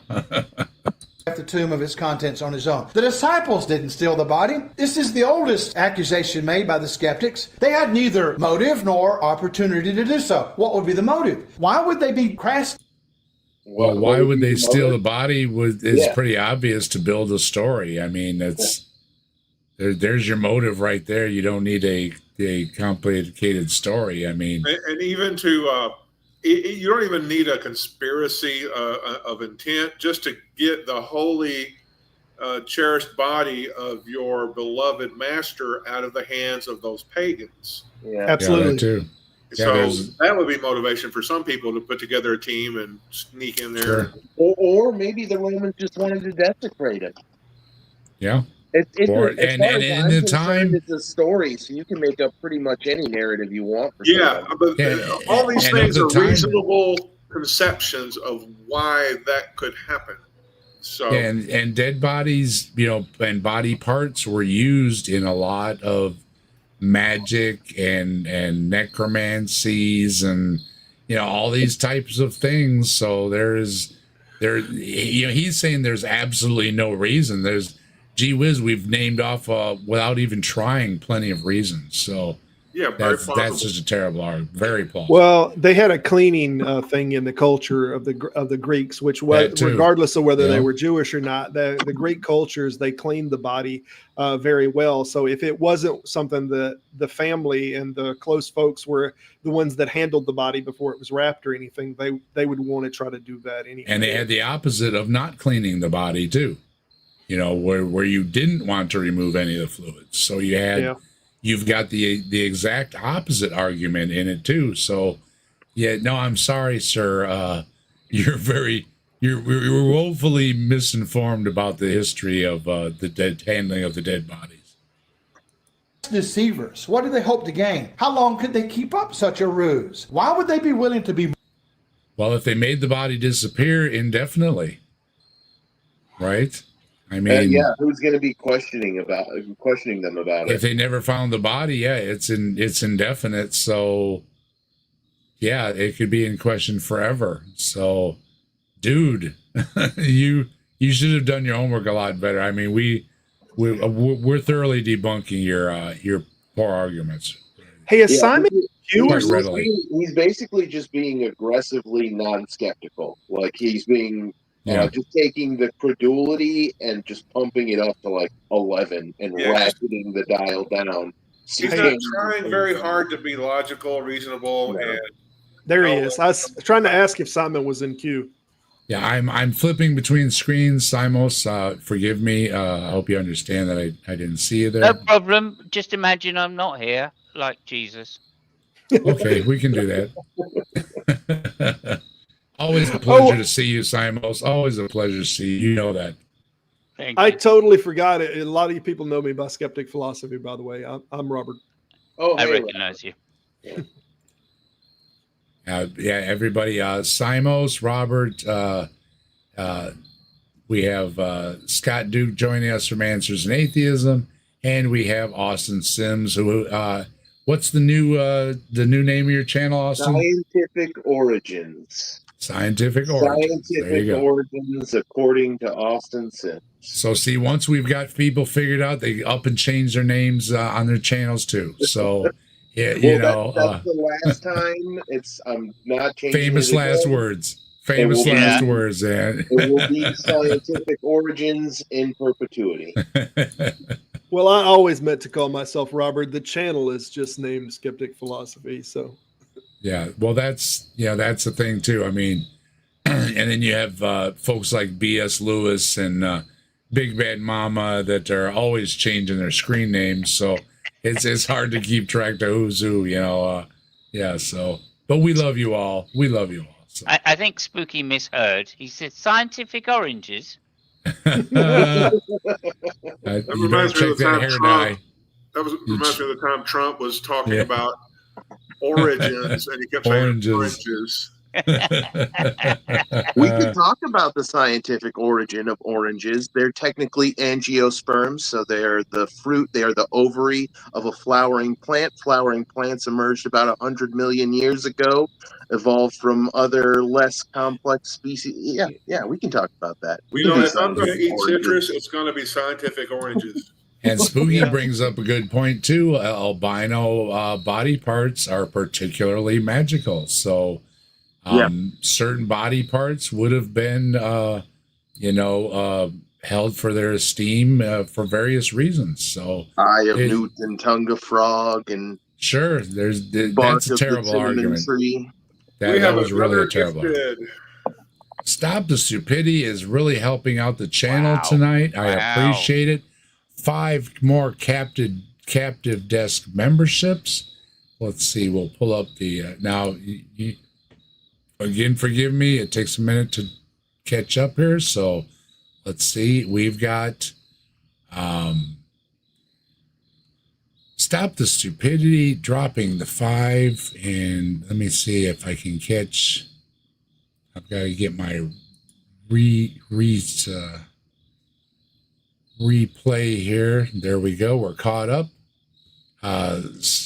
We have are they coming up? There they are.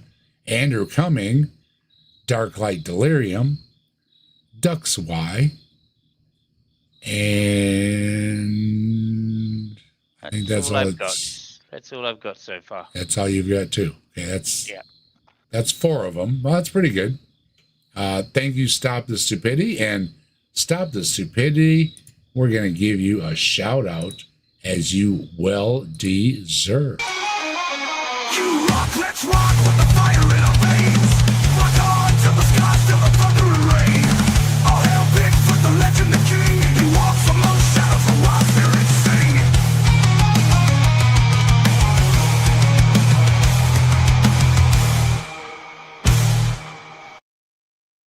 Stop the Stupidity. Thank you, Stop the Stupidity. You rock, and thank you for being such a great supporter of the channel and a great friend of the channel.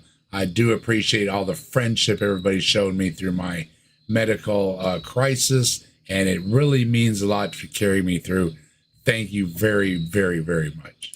Let's get some emojis in chat to stop the stupidity. Yeah, we love Answers in Atheism. Toast from Standard Deviation. You can't ask for better emojis than we have here at the Captive Desk, as well as the Bigfoots, the Answers in Atheism on Toast, Spirit Away, the Bigfoots. Simos dropping foots all over the place. You can't ask for better emojis. We've got the best emojis, and we have influenced other channels to bring about great emojis on their channels too. And I want to thank everybody for doing that as well. It warms my heart when I see the other emojis.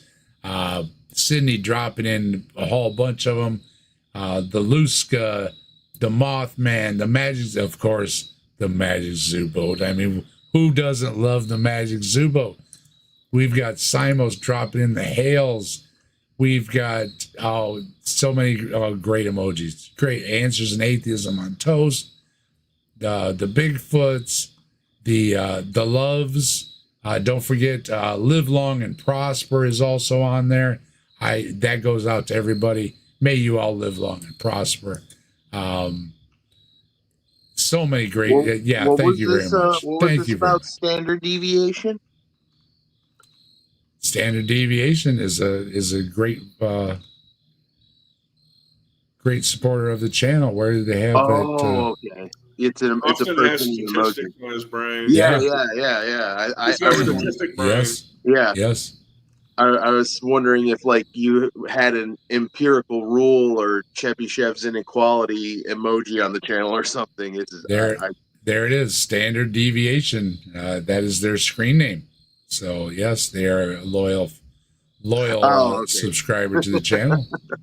I appreciate them very much. That's a Spanky from Little Rascals emoji. Yeah. Avatar. I'm sorry. We've got Pixie dropping the Mothman and the Magic Zoo Boat, the Ghost. That goes out to Spooky. We have the Alien too, because we love aliens too. We have Simos dropping aliens. We've got so many great. We've got Spooky. Oh, here's Spooky. Spooky's dropping them all. He's got the Answers and Atheism on Toast, the Spirit Away, the Dog Man, the Mothman, the Magic. He's got them all. Spooky, we love you, Spooky. Thank you very much for stopping by, Spooky. One of the things I love about standard deviation is that certain data sets, like if you have a symmetrical histogram where like it's like a bell curve shaped data set, they always adhere to something called the empirical rule, where 65.8% of the data is within one standard deviation from the mean. 95% of the data is within two standard deviations from the mean, and then almost 100% of the data is within three standard deviations of the mean, and that's called the empirical rule. And then there's another rule called Chebyshev's inequality that applies to all data sets, whether they're symmetrical histogram or not, and that is that like 87.6% falls within 3% of the mean, or three standard deviations from the mean, and 75 falls within two standard deviations of the mean. And you can use that when you're analyzing data through scientific data collection to see if your models are making sense, if they're working well, or if they have problems. And one of the things I love about that is how many standard deviations from the mean do you think the freaking heat problem is? Okay, if your data is within three standard deviations of the mean, you got great data. It's really solid. If you got data that's like 98% of your data points are within three standard deviations of the mean, and you got 2% of your data are more than three standard deviations from the mean, but it's only like 5 or 6 standard deviations or 7 or 8, that's not too bad. The freaking heat problem is like 90 million standard deviations from the mean. And when you have something that far outside of 3 standard deviations from the mean, it usually means there's something wrong with how you're modeling things.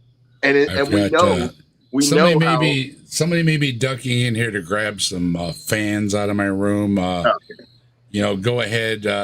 You're not going to talking Greek anyway. You're not going to interrupt me. Do whatever you got to do, boss. Eyes glaze over, Austin. I want to ask you a question. I remember when the Higgs boson was first being confirmed, and there were other having to do with, I think, particle accelerator discoveries and determinations, but also, astronomical discoveries. People would talk about they were trying to get 3 sigma or 5 sigma, Mhm. which is, Yeah. or 6 sigma, Mhm. which is standard deviations, right? Correct. Yes. So are Sigma is the mathematical symbol you would use for standard deviation. Yeah. So are I these? also wanted to point out, Brojo also donated, has up on a yin and a yang, and you can't top the yin and the yang either.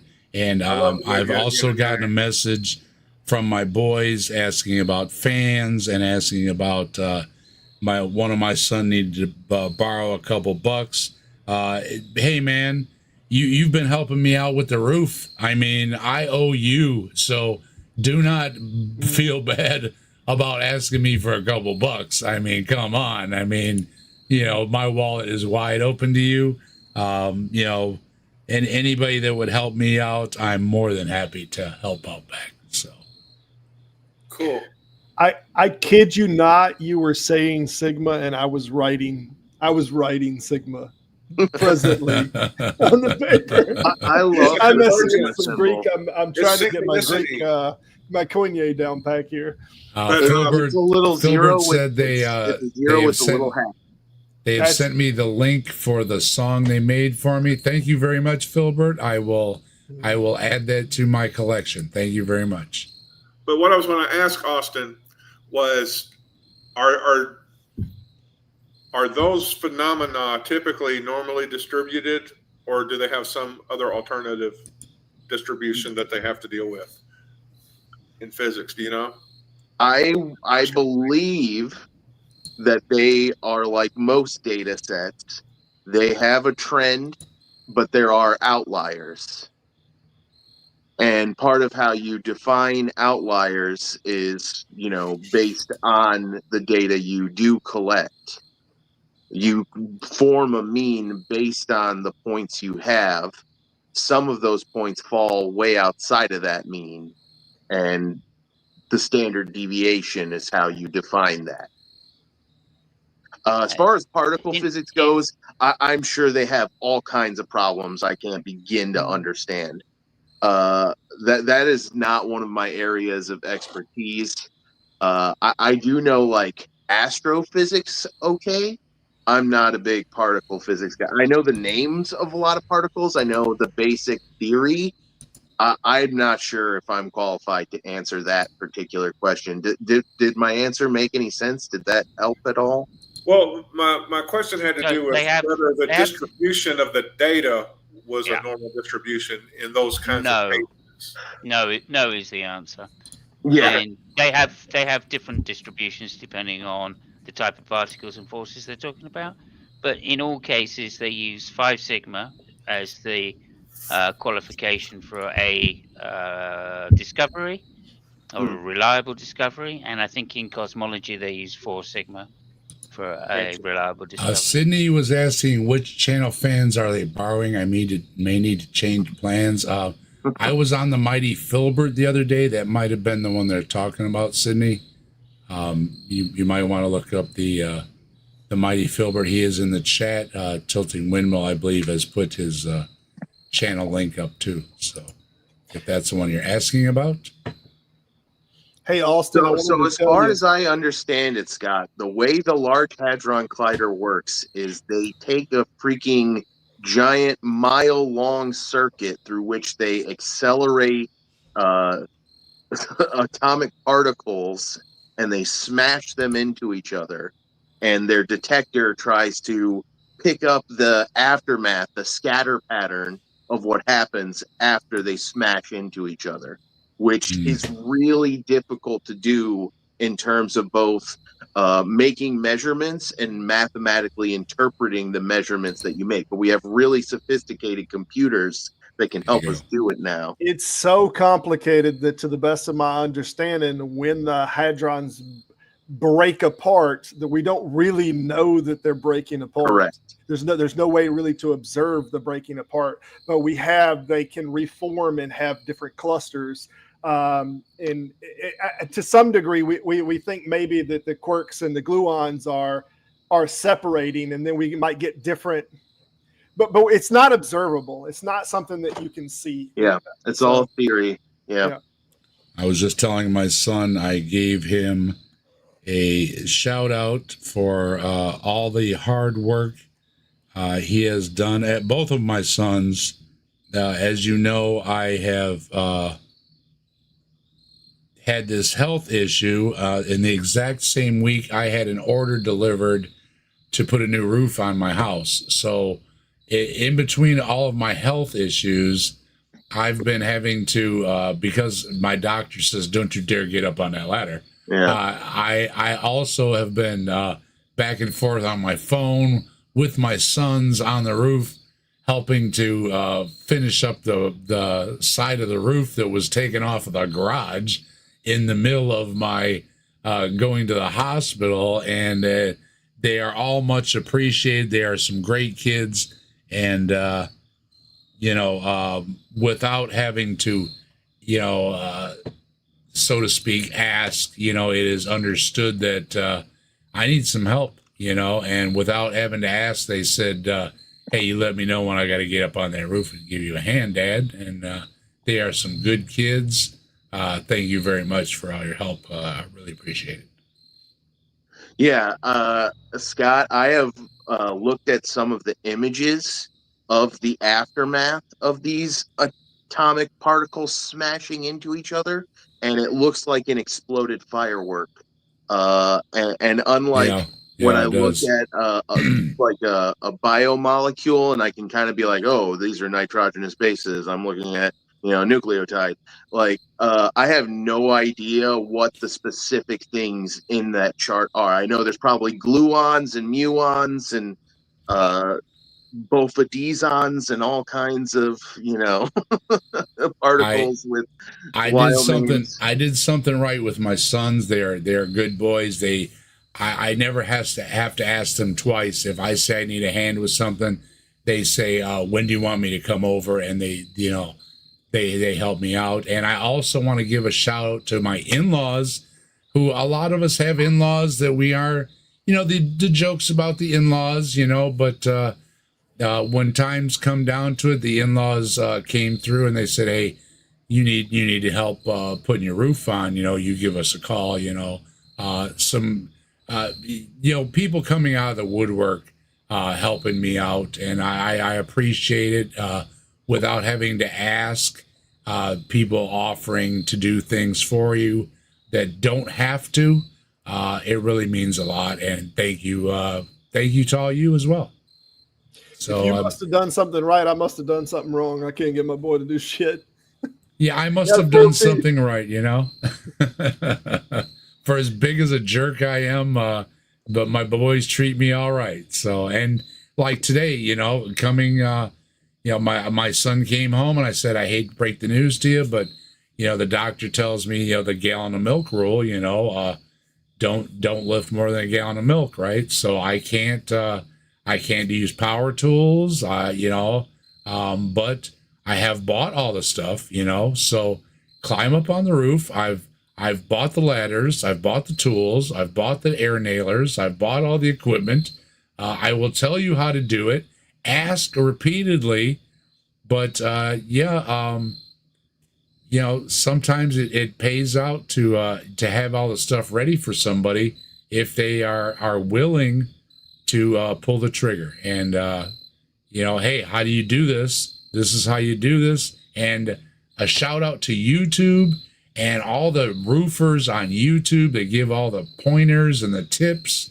And if you do need to do something, no matter if it's a hard project or a simple project, there are great YouTubers out there that give you tips on things that you wouldn't even think of, time savers, all those kind of things that people do not have to do. Someday, someone just put something out the other day. I said, wow, that's a great tip. I would have never thought of that.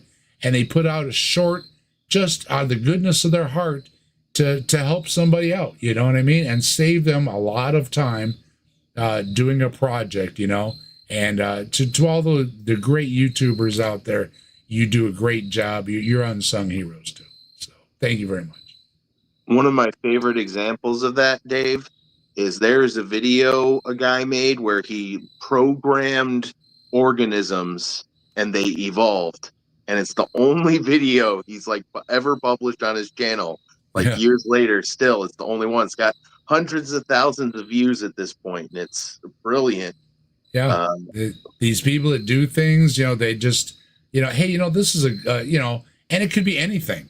It could be just how to hold a tool a certain way, how to use a tool a certain way, a thing that you've never thought of using a tool a certain way. And of course, a lot of us have seen the tips, where, hey, if you just do this or do that, and they, what? And they go and they try it out and they, gosh darn it, I've been doing this for years and I didn't know that, you know what I mean? And for all the years that they would have had this little tip, and things that are incorporated in tools that you didn't know what they were for. And then one day you find out and you go, what? I've been using this thing for all these years.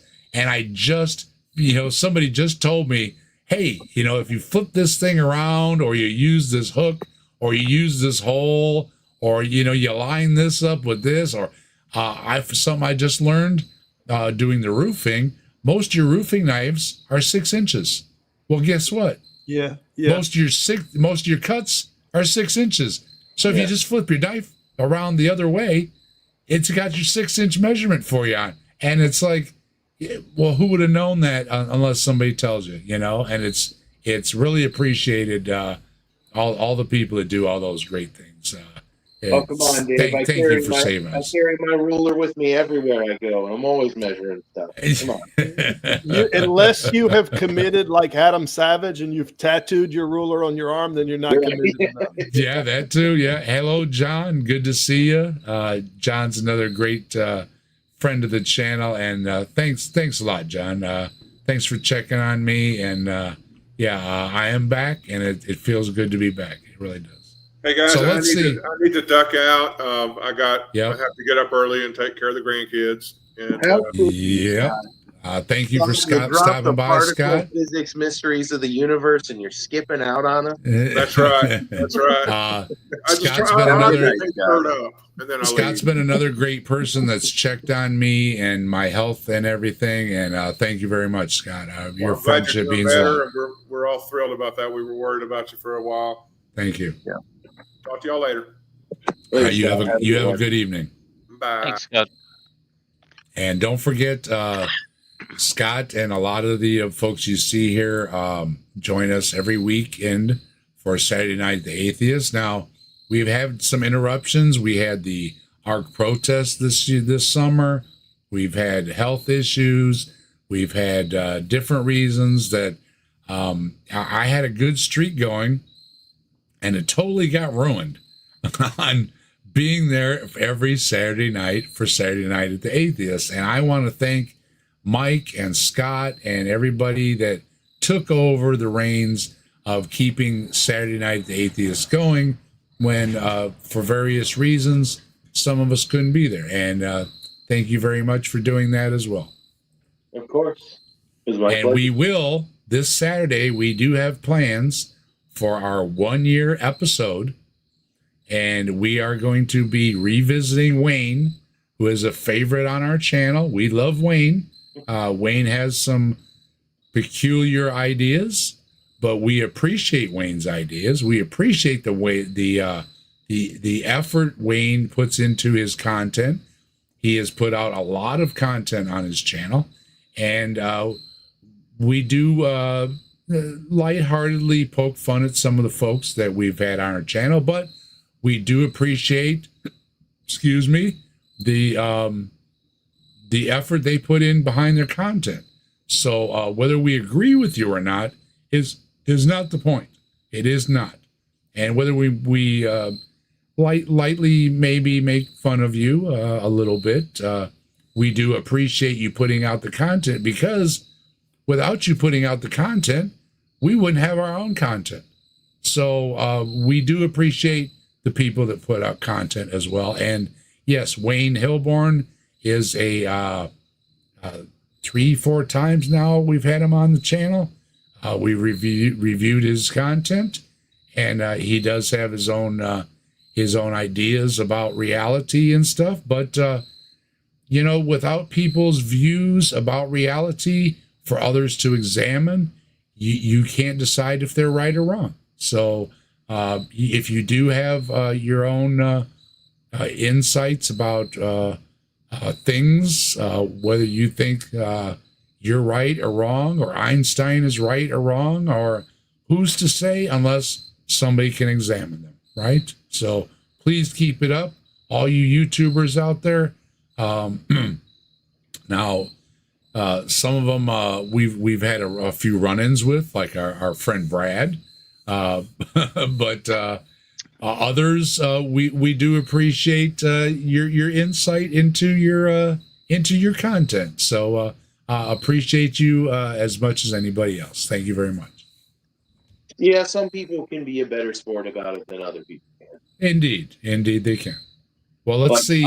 Let's see if I'm a pretty good sport about it. The few times I've been roasted, like I'll even lean into it sometimes and roast myself along with them for some fun. Yeah, I have too. If you can't laugh at yourself, then you're a poor sport. You really are. Like Jim Bob the other night told me I was like a Protestant for evolution or something like that, and I was like, well, nobody's ever called me that before, but I have been called an Evo-Lutheran. Even Jim Bob, with the run-ins we've had, Jim Bob wishes he had my voice. So I do take that as a credit. He says, boy, if I just had your voice, So we can agree to disagree and make fun of each other a lot, and still there's a sliver of hope there that I try to hang on to, even with Jim Bob. So although it's very, very small sliver, there is one dangling there in the wind. Let's see if we can finish this video out, because he's really trying hard, and he's got a few seconds left to convince us that the empty tomb is proof of Jesus. Martyrs for this plot they themselves invented by stealing the body. And how did they get past the guard? And how did they hide the body continuously after that? Somebody says, well, maybe the Jewish or Roman leaders removed it. No, they wouldn't have any motive to do so. They wanted the body to stay right there. You lost me. You really lost me at the end there. They had a motivation to keep the body in the tomb. No, they don't, because the ultimate story is a religious belief that the body was miraculously removed from the tomb by some kind of divine intervention. So I really think you really dropped it at the end there, buddy. You really failed. Your arguments are all bad. My whole thing with the last thing he said there is like, how did they get past the guard? How did they do this? How did they do that? They slipped him $5. I was gonna say, I can literally explain that as a Benny Hill, like they were, and it doesn't matter. The oldest trick in the book, you slipped him $5, right? To happen, if it's possible for them to have snuck past the guard, you can't rule it out as a possibility. No, that's the oldest trick in the book, is to bribe the guards. I mean, that is just the sorriest excuse I have ever heard. Even if you can't explain how they did it exactly, it's a possibility that they did. Even if I accept that it's not just a story. Like they can't sneak past the guards. Yeah, because you don't have guards. Hang on. Let me get there. They can't sneak past the guards because there's a bloody great rock in the way, which apparently only angels can move. And then secondly, they're Romans. I mean, why the fuck would they stay there? I mean, that makes no sense at all. And then thirdly, one of the things about the resurrection, which has always confused me, is they have to roll, the angels have to roll the rock away for the women to get in to see that there's no body there, right? Which means the body not just survive death, but also pass through solid rock, bodily. Mm. So I mean, it's not just one miracle we're talking about here. It's two miracles, and it always confuses me how they always go, yeah, but I mean, the body could easily. I mean, the miracle is that it survived death, and yet these are the same people. Once again, I'll say these are the same people that assure me, right, that the body can't survive crucifixion. Mm. It's all point. very strange. It's all a very incoherent story at best of times. Yeah. And that all hangs on. You can't explain the empty tomb. You don't get guards in any of them except in Matthew. Mark, the oldest one that I mentioned earlier, you don't have the guards narrative whatsoever. And even in Matthew, you don't have the guards like guarding the tomb.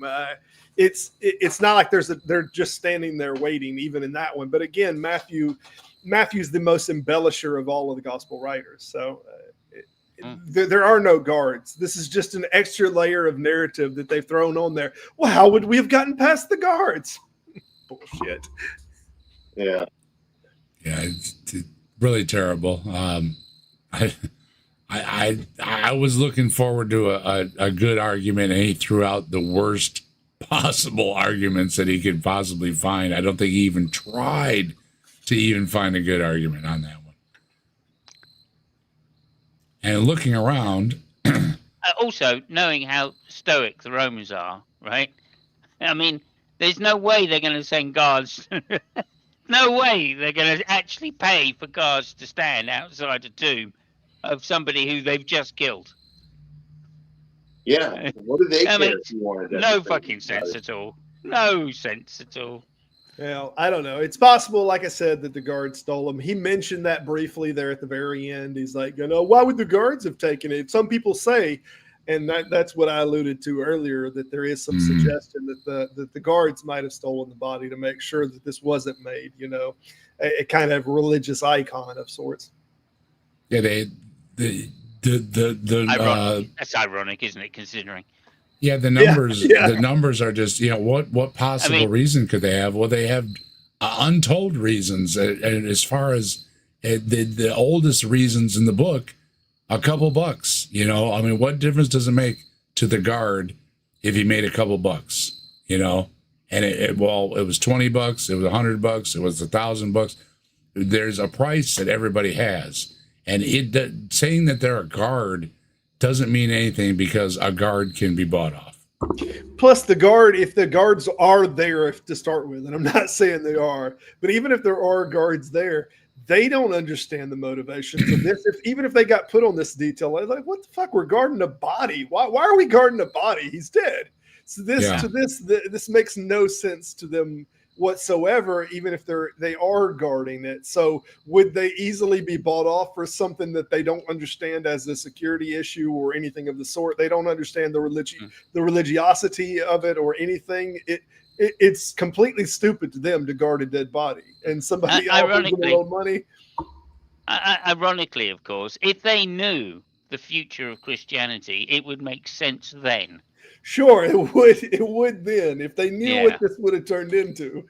Yeah. Well, no, even if like, my point being is that this is how we know it's made up, and it's written in hindsight. It's added on a few hundred years later because clearly someone's gone, oh, hang on a minute. Who are the only people that would guard it that we could trust? I mean, we can't say it's, why would the Sanhedrin or whatever they are guard it? They wouldn't, right? So who would? Well, it'd have to be the Romans, wouldn't it? They were the only people with any authority around those parts. I don't know. It's just nonsense, isn't it? It's clearly the whole resurrection narrative is clearly just made up, ad hoc, Well, yeah, as what'd you say your name was? Your real name is Robert. Yeah, as he says, there is no narrative to begin with, so it's obviously it was all added in later. There was an empty tomb, and then they said, "Well, wait a minute. Well, what goes with the rest of the story?" Well, and then they started to fill in the rest of the story later. One by one, yeah. Yeah. Till you get to the different type of Jesus in John, right? But like Mhm. another thing is, I believe that is it Mark that doesn't have a resurrection ending That's to the correct. We were original talking about gospel. that before you came in. The Yeah, original, the okay. oldest versions of Mark, they have the short ending version, and then we don't get until after 330. We don't get any versions that have the long ending. So the Right. So oldest text that we have, that they're was short. and that was allegedly earliest possible date is like 70 AD, right? Oh no! With none of these are the original autographic text, but the No, earliest. I agreed, but yeah, sorry, the earliest Right. date it could have been written. You're right. No, it wasn't It's not 70. that The crazy to earliest that believe. they put that one up, and it's a little debated even amongst skeptics, scholars, but it's put in around 50 or 60.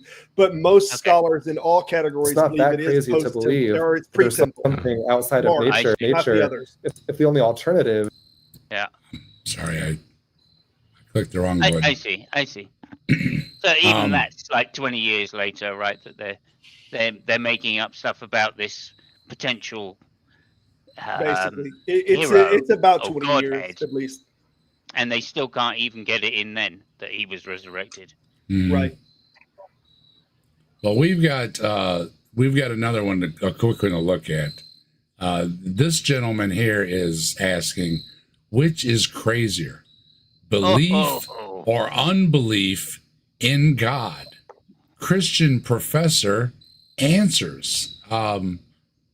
Well, this could be interesting, seeing how it's only 22 seconds long.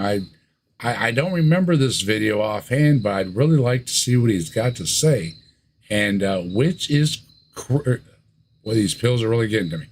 Which is crazier, belief or unbelief in God?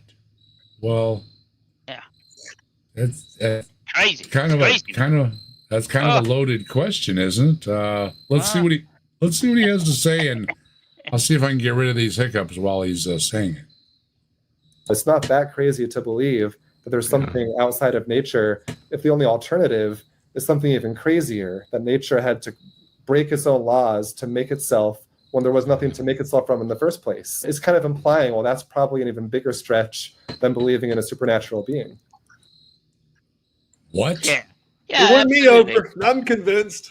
Yeah, I mean, how can something come from nothing? That's crazy.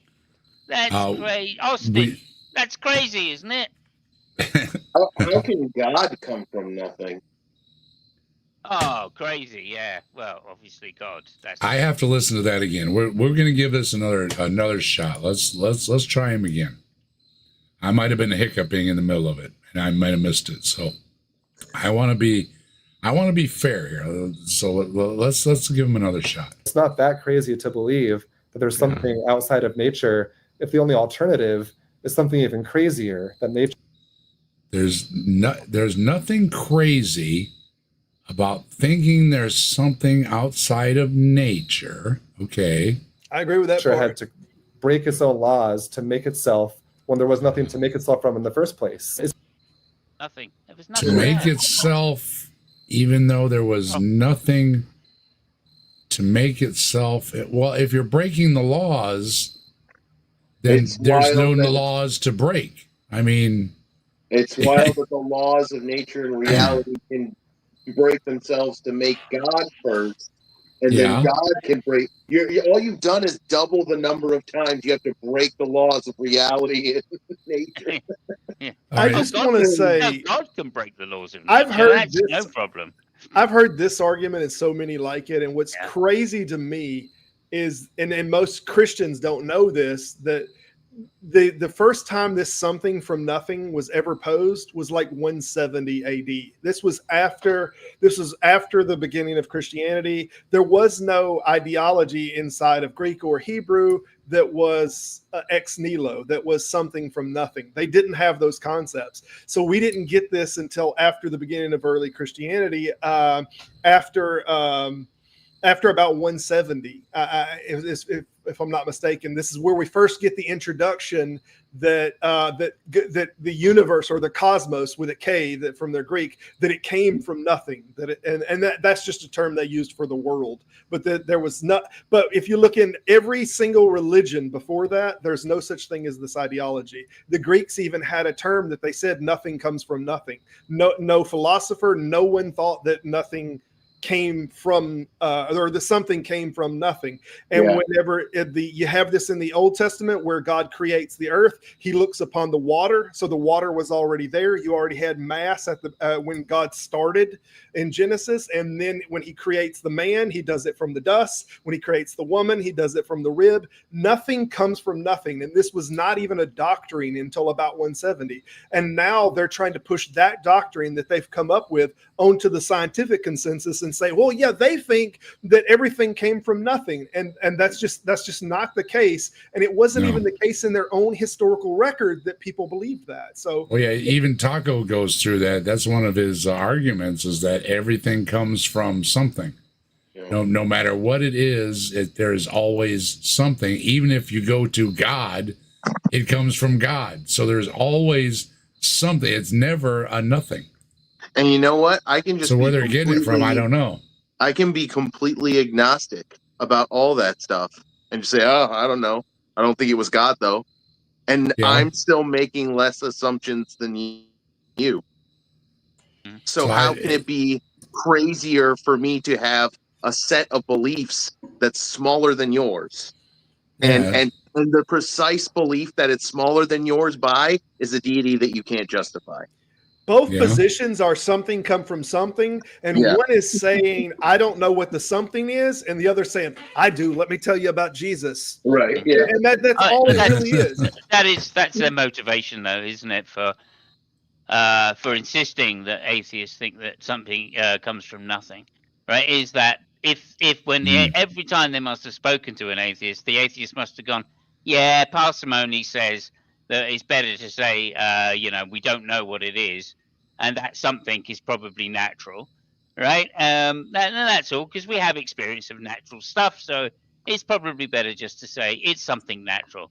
And of course, the Christians or the religious theist would just say, yeah, that's that makes sense, right? So we're going to have to straw man you by saying that's not really what you think. What you think is there must be a beginning, and if there must be a beginning, nothing must predate that beginning. It's a categorical game anyway. I mean, you can say, is God natural? He's been here forever. If you want to run with that narrative and say, well, is God natural? No, God's something outside of nature. Then you just have to kind of divide categories and say everything that is, materially, we'll call this the natural. And then everything that isn't materially, we'll categorize this as the not natural. So then we can say the natural was created by the not natural, and we fixed our own categorical dilemma that we've created. Yeah, and they have to be a little more makey-uppy about it, because of course they have to give this not nothing or the not natural. They have to give that agency. Yeah. Right, in order to answer the question of how was it made. I blame this on Krauss. Andrew Krauss that did that damn book title? Lawrence Krauss. I blame this. And if you look at I got that book. If you read the book, you see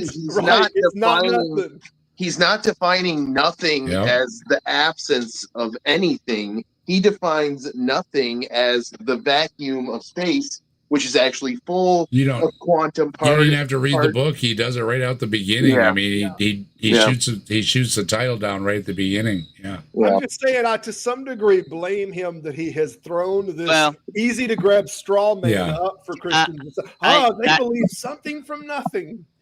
Yeah, and I have to say that Stephen Hawkins also came up with an idea of there being a nothing from which time came. Yeah.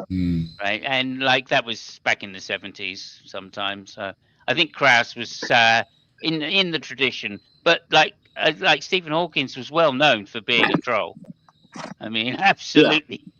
He was very well known for being a troll. He knew what he was doing when he said that shit. They set up things that way a lot in their arguments too. You know, they right away defeat their own argument as a way to set up their argument. You know, so it's defeatist right off the bat. You think, because they know for a fact that nobody's going to read the next sentence or the next paragraph to even bother. You know, Darwin's a great example of that. Well, there's no example of the eye, and then he goes on to give, you know, many examples of the eye. You know, so the setting up the defeatist argument is a way many of these scientists do it, knowing that their enemies are never going to bother looking at the next sentence. So they're doing all the work for them, right? Yeah. Yeah, and it sells books as well. Let's face it. That's why they're doing it. Sure. This is a very banal, trite, repetitive point. It's a point that's been refuted several times in its banality. In that the problem with this argument is you've just increased the number of assumptions. It's phrased in a way where it sounds like what you're saying is parsimonious, but when you look at it, you're just increasing the number of assumptions by a huge deity assumption. So what's really, they frame it as, oh, you can't explain what created the universe. I can. It was God. But now you have to explain what created God. And of course, they say nothing it created God. But they also say nothing isn't an acceptable answer for what created the universe, hence the reason you need a God. They violate the premise of their own argument within the argument. You've got to be pretty careful how you phrase that, because, of course, their answer is not that nothing created God, it's that God is uncreated. Yeah. That's why they changed the first line of... It's saying the same thing.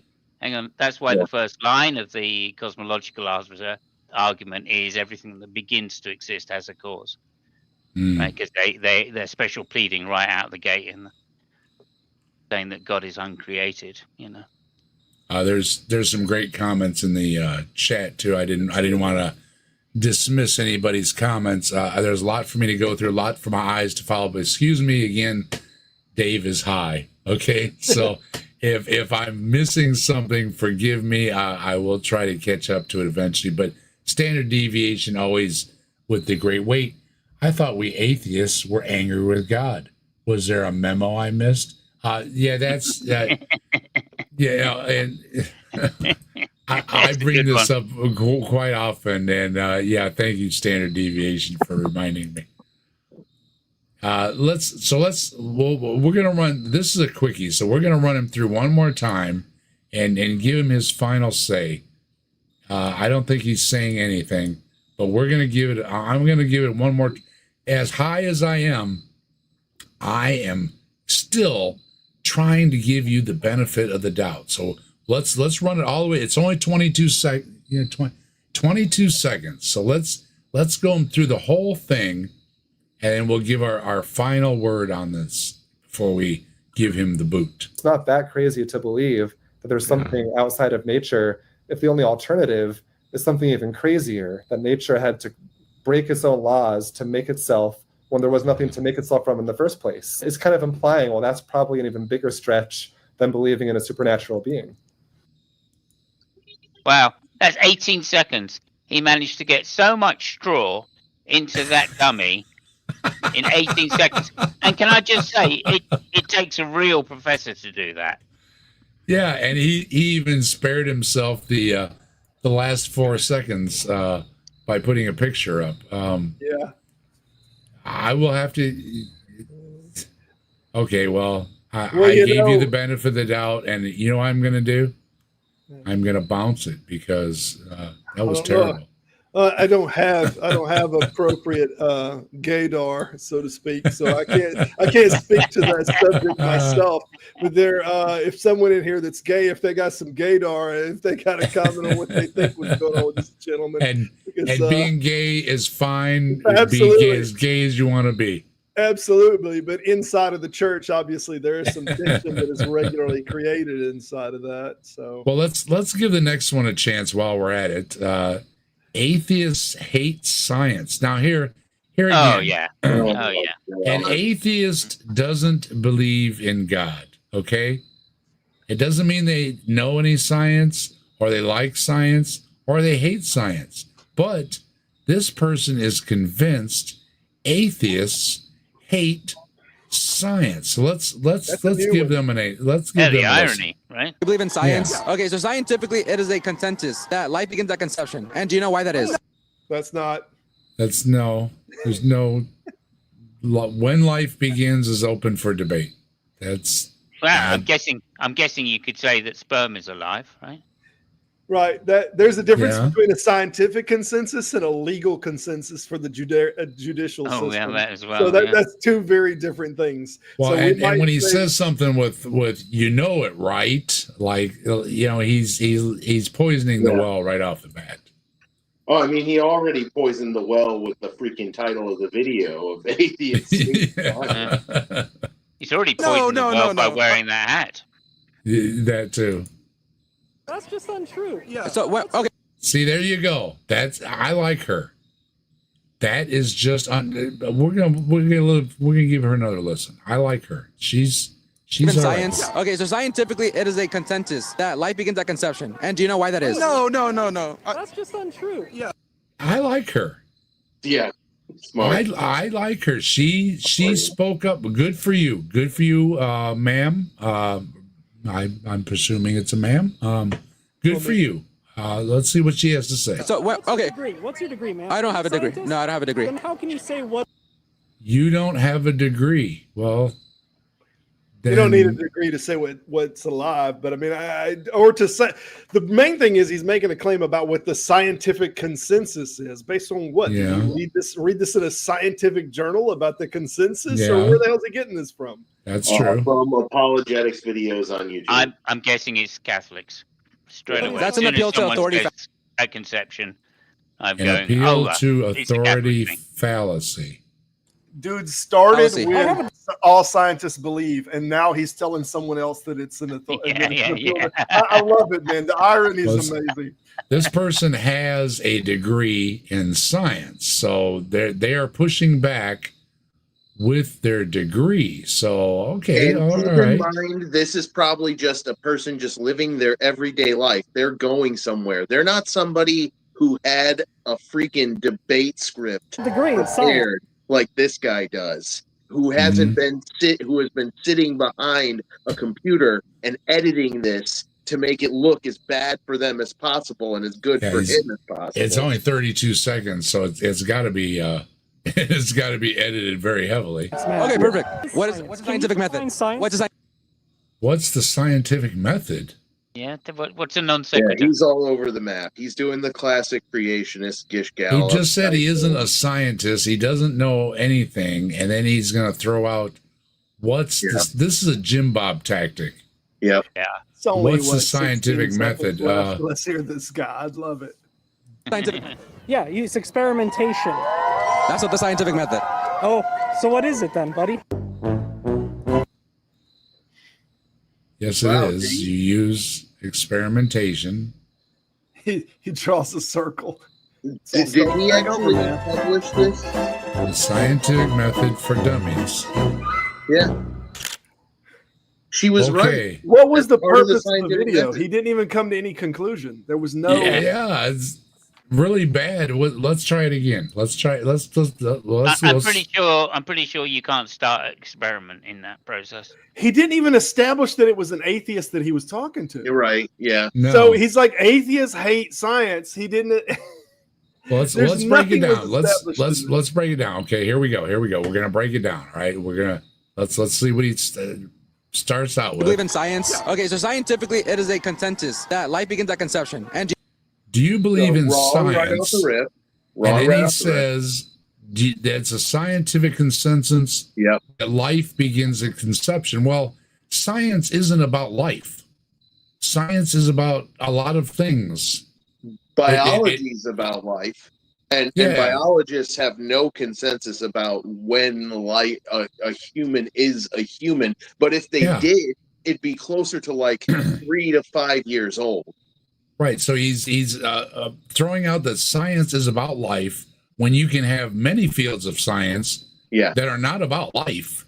And even the science that is about life has many fields about life. Yeah. So, and then he's going to jump to. Do you know why that is? No. That's just untrue. Yeah. So what? Okay. Yeah, and then it's untrue because it is untrue. That's not what science is a body of knowledge about a lot of things. It's not just about life. So she's right. It's not true that science is about life. The current opinion consensus on humans, on human babies, is that when they're fetuses and they're zygotes and they're just blastopores, they don't have feelings. They don't have cells. They barely have. They do have cells. They don't have feelings. They don't have selves. They don't have personalities. They don't have thoughts. They don't have a central nervous system yet. They're just tissue with blood pumping through it and nutrients. It's to say that they're alive at that stage. They're no more alive than a biofilm or a clump of algae. When you get more complex, when you're more developed, and you do have a central nervous system, but it's still young and squishy and newly minted, you still haven't developed like post-cognitive, like, the processes. There's what we mostly understand about it is from a guy called Piaget. He built the whole model of pre-operational, post-operational. It's like the difference between a kid who's trying to jam a circle block in a square space and figuring out it doesn't work and trying another space versus the kid who just keeps hammering that spot and not understanding why it doesn't fit and won't go through. What's interesting about it, and Piaget himself observed this, is people all across the age spectrum are in different levels of pre to post operational conditioning. Like you can have somebody who's 37 years old and is mostly functional in all kinds of ways, yet in other ways is like still pre-operational, like not being able to tell the difference between quantities when they're distributed differently. Like if you take a cup that has the same amount of liquid in it and pour it into another cup that's thinner but taller, they think it has more liquid in it now somehow. Sydney says biology is messy, chemistry is smelly, geology is Genesis, but rocky. Nice. Physics is the bestest. Geology is nice. And Simos is dropping a link. Simos, would you drop the link for? Oh yeah, that's to a song called "Every Sperm Is Sacred." Oh, every sperm. Yeah. Okay. Yeah. So and but the biological tilting has got, or a tumor in Schwarzenegger speak. David had a tumor, and there was a lot of Schwarzenegger jokes about. See, that'll get you, Dave. You know how many times I've heard, it's not a tumor. I've got a headache. It's not a tumor. And my son does it a lot. It's not a tumor. And this time it bit me in the ass. It was a tumor. Yeah. So it can be. But thank you, doctor, for cutting it out the back of my head. And I have felt a whole lot better without that thing in the back of my head. So whoever thought that up, that was not a good idea. Thank you, Arnold, and whoever thought the idea of get rid of that tumor is nothing good in the back of your head. It's not. Let's wrap this guy then. Hello, huh? Ember. How Y'all you wanna make doing? conclusions on him? I do find this super fascinating. The idea when a person becomes a person, and there's definitely a more compelling biological and psychological opinion about that. Oh, that like you want to really, get existential. You're not really a person until you're like processing and doing stuff. You got a name. Yeah. You're having you want really to get existential about life and the meaning of life and the meaning of death. And you catch Dave when he's just been told he's close to death, and you get Dave on a bunch of drugs, and get Dave blubbering and talking to his wife in bed about thinking that it's my final moments on this earth, and you're going to hear all kind of wild things come out of my mouth. Yeah, for sure. And So- it can lead you into some wild conversations. It really can. I'm feeling better than I have in a bit. Good to hear, Ember. We worry about you. We hope you're doing the best. And Jasper too. Thank you, Jasper, for thinking about Ember and thinking about me. I appreciate it. And who else we've got in here? Simos's video is "Every Sperm is Sacred." From It Monty is. Python. Yeah. So make sure you check that out. Thank you for dropping that as well. Yeah, that so- film it comes from is well worth a watch as well. The Meaning of Life. Meaning of Well life. worth a watch. I really don't think this Drill person is sucks, any more marching than up and down the square. trying to stir up the audience. They don't seem to know what the heck they're talking about, and yet they're willing to, they're willing to engage anybody just to start trouble. I don't think they have a point to be made at all. Just they're trying to start trouble in the audience with, like somebody 3 said, words, a and he didn't lousy establish hat. either one. Yeah, You know what? He has 3 words in his title, and he did not establish. He didn't any one of establish those anything. words. Yeah. And hello, Jess. It's good to see you. Thanks for stopping by. And Tori, thanks for stopping by. And I thank you for all the love you've given me too in the last few days. It's as I've said to many folks, just saying hi. If you think it doesn't matter, it matters a lot. People that have been in my situation, just saying hi, hang in there. It's going to be okay. Goes a long way, and don't stop saying it, because we need it when we're having a bad day. And you've really helped me get through a lot, and I love y'all. And I might be high, but I'm going to say it anyways. I think I've decoded this, and it's some high level pedantry bullshit. It is. Okay. So and you know what? And you know what I'm going to do with it?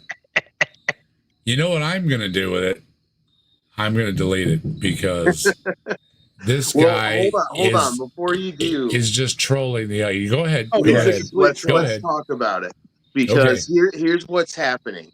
He's saying, you're saying you believe in science. Here's the scientific consensus: life starts at conception. Okay, one, that's wrong, but Yep. he knows his audience believes that's true. Yeah. And then from there, he moves on to what is the scientific method? And she says experimentation.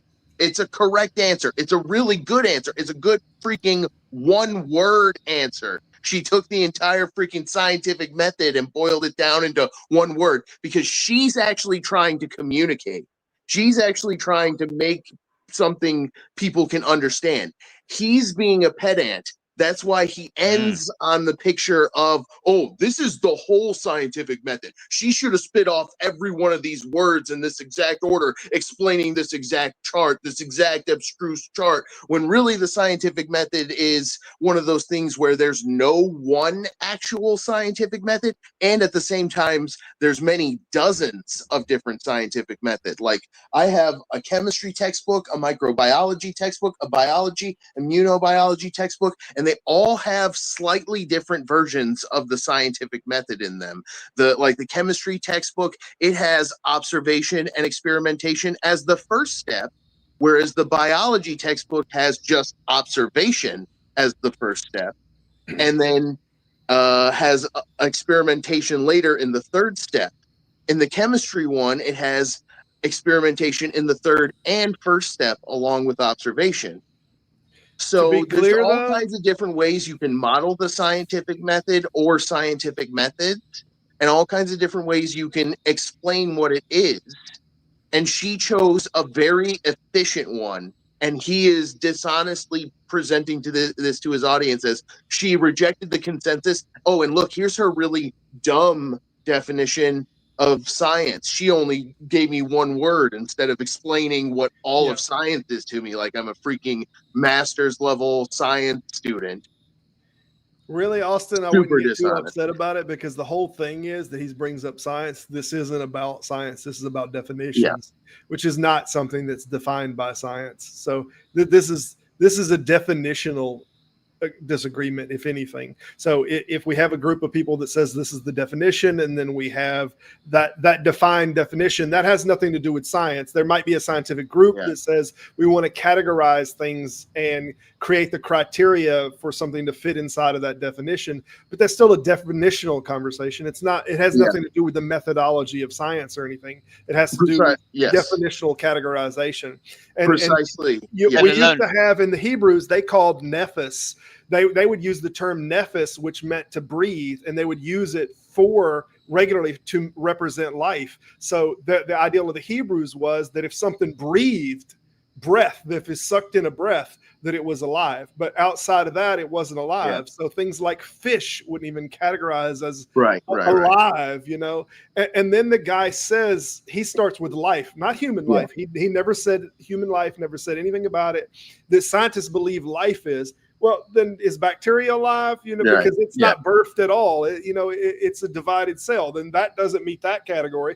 Then by scientists, that's not alive. You know, the guy's just ridiculous. No, I was just pointing out that they are doing things very differently. The lady he's talking to is actually trying to explain science to him.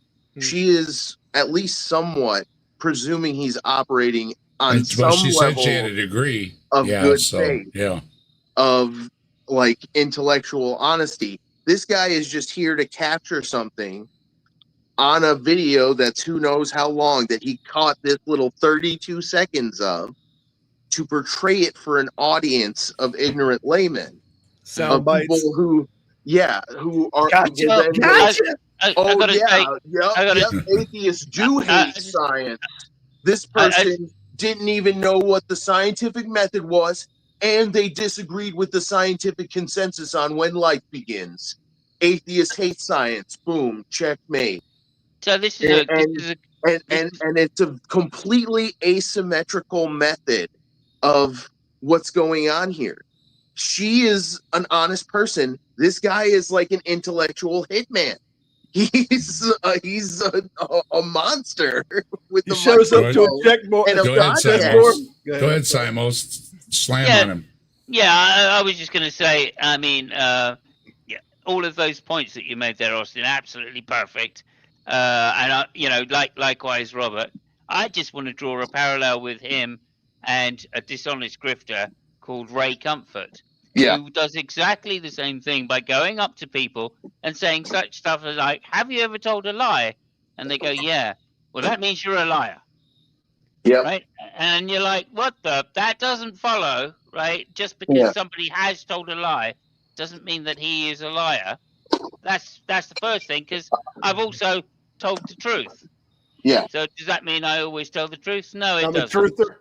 I'm a liar. My grandma once It doesn't make any sense at all. I didn't eat the cookies, and that means now I'm guilty of everything from Grand Theft Auto to grand larceny. Yeah. It's literally just a gotcha moment, right? And this guy's trying to do the same thing, except with this, like, well, there you go, I've got you on the scientific method. Only he didn't. Again, the guy never even established that it was an atheist, so I think his title is completely false. That too, and he cuts it off so early. For all we know, she went on to give him the whole freaking breakdown. Yeah, we don't know. It's a soundbite. It is what it is. It's a pretty trashy thing. Sydney wanted to know if I took their advice on the remedial couch prescription. How'd the coffee table service bell work out? I'll have to look into it, but I will say Mrs. Desk has taken care of me, and bless Mrs. Desk for giving up her sleep and her. I mean, she had to take me to it. I'm not allowed to drive. You know, they wanted me to drive because I'm on pills, so she has to give up her sleep to take me to the doctor and everything. And what would we do without our significant others? You know, they give up so much for us, and I want to give a special shout out to Mrs. Desk for everything that she's given up to you know, make sure I got my pills and you know, that I'm alive, and you know, not to mention the fact that she's had to put up with me for 40 years, and if anybody deserves to tell me to F off, Mrs. Desk does, you know, and when it comes down to it, that's the last thing she'll do, and she has every right to do it. So thank you for all the Mr. and Mrs. Desks out there that wipe our butts when we need it. Thank you very much. Thank you very much. Yeah, I think one of the I'm going to be bailing. I'm sorry. I'm sorry, no Austin. I'm fixing to be bailing off here. Y'all, ladies and gentlemen, appreciate it. Dave, thank you for having me on here. Appreciate it. Hey, thanks for stopping by. And Robert. I always love your You're insight. always welcome to stop by. Appreciate it. Y'all take care. Okay. Thank you, Robert. I think one of the I'm going to be wrapping it up in a little bit too. I think we'll take a look at one more video, and we'll call it an evening as well. All hail Mrs. Desk. Mrs. Desk, I know she's been checking on me. My sons have been checking on me. I'm sorry for the interruptions, folks. I do have some wonderful family members, and they were checking on me, and you know, obviously, why and everything, and with the things going on and stuff, they had a few questions. And my other son that was cleaning carpets, he was in borrowing, can I borrow your fan? And it's like, heck yeah, you can borrow my fan. I mean, dude, turn on the air conditioning if you need it, you know, whatever you need. Excuse me, the pills are getting me the hiccups. Whatever you need, when you're helping somebody out, you shouldn't have to ask for a favor. I mean, it's automatically granted. Politeness is respected. I do appreciate it, but interrupt me at will. Drag the fan out of my room, whatever you need. Thank you very much. I'm not used to being, you know, so to speak, wipe my butt type person. I'm a guy, you know. I have to tell myself, don't get up on the ladder till the doctor tells you so, but you want to, you know. And boy, we've got some neighbors fighting about something. Hope they don't bring it over here. Okay. Okay. Right off. All right. So thank you everybody for helping me. Yeah, the hiccups, I haven't had hiccups. I've never had hiccup problem all my life. I've always been able to you know, to tap them down. You know, I get a hiccup and it's like, oh, breathe. And yeah, boy, they're really somebody's upset. I don't know if you can hear that, but somebody's upset. One of my neighbors is. I can hear parts of it. You heard it? Okay. I heard a part of it there. Yeah, I hope they keep it over there and not over here. Okay, so let's get back to this guy. Obviously, is just stirring up the crowd. He doesn't know what he's talking about, but he thinks he can tell somebody that fairly clearly knew what they were talking about, and trying to make them a fool by clipping into the video and throwing a do and trying to make him look like an idiot when he's got a sombrero and obnoxious outfit on, let's say. Clearly he's the only one that seems to be in the audience that doesn't have a clue. Everybody else he's talked to seemed to be a good have at least some form of good faith. He obviously doesn't. He was just looking for trouble in the crowd. So what I've just been dying to say is his little debate by ambush and favorable editing style that he's got here. There's another person who really likes this kind of style of things, and I'm sure we all know that person's name very well right now, because if the theists are right, he's on his knees crying, weeping, and screaming because his savior is a black man. Uh-huh.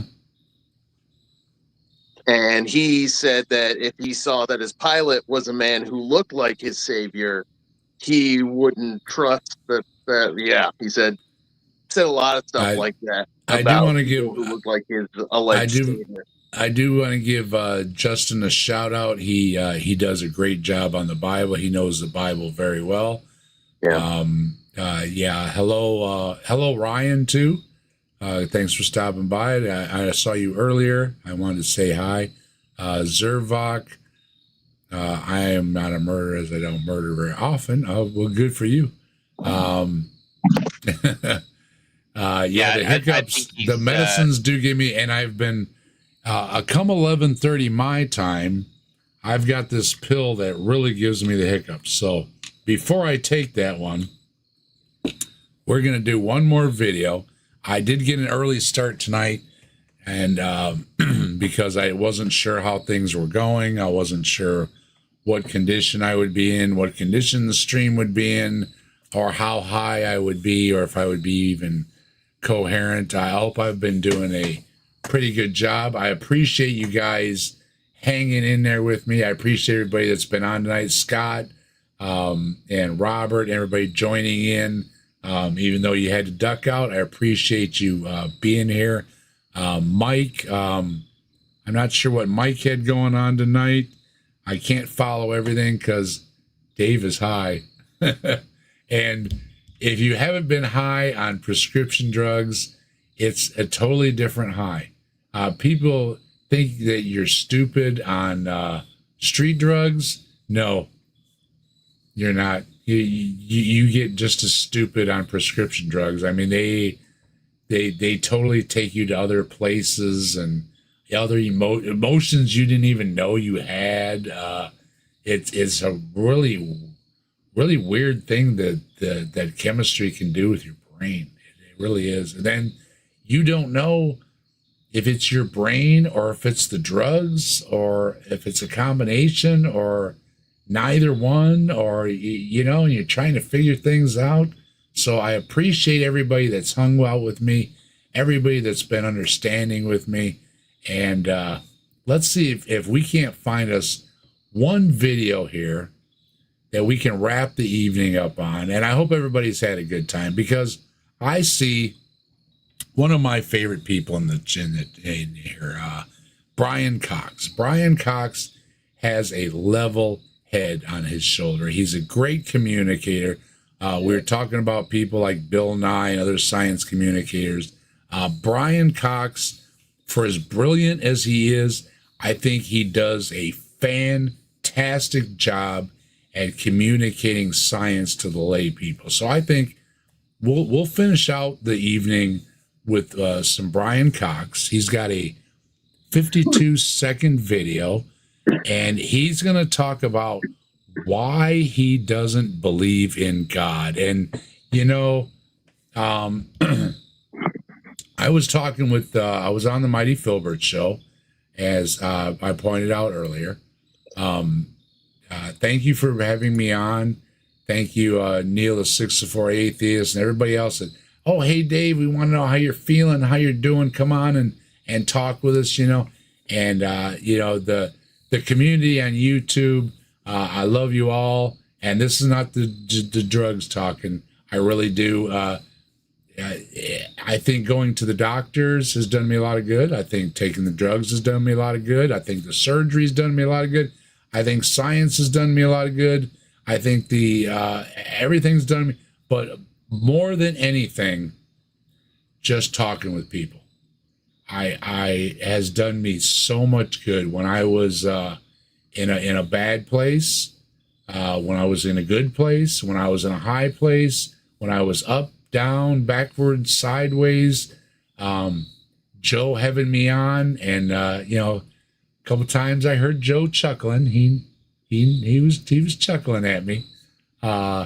but I know Joe loves me. And thank you, Joe, and everybody else that's had me on through this, and knowing what I've been through and what I'm going through, and we're willing to listen to me ramble on, and it does. The talking things out really helped a lot, and it helped me get some sleep, and all those things that you really need on top of your healing and everything. Good friends, people, and no offense, some of you I know, some of you I don't hardly know.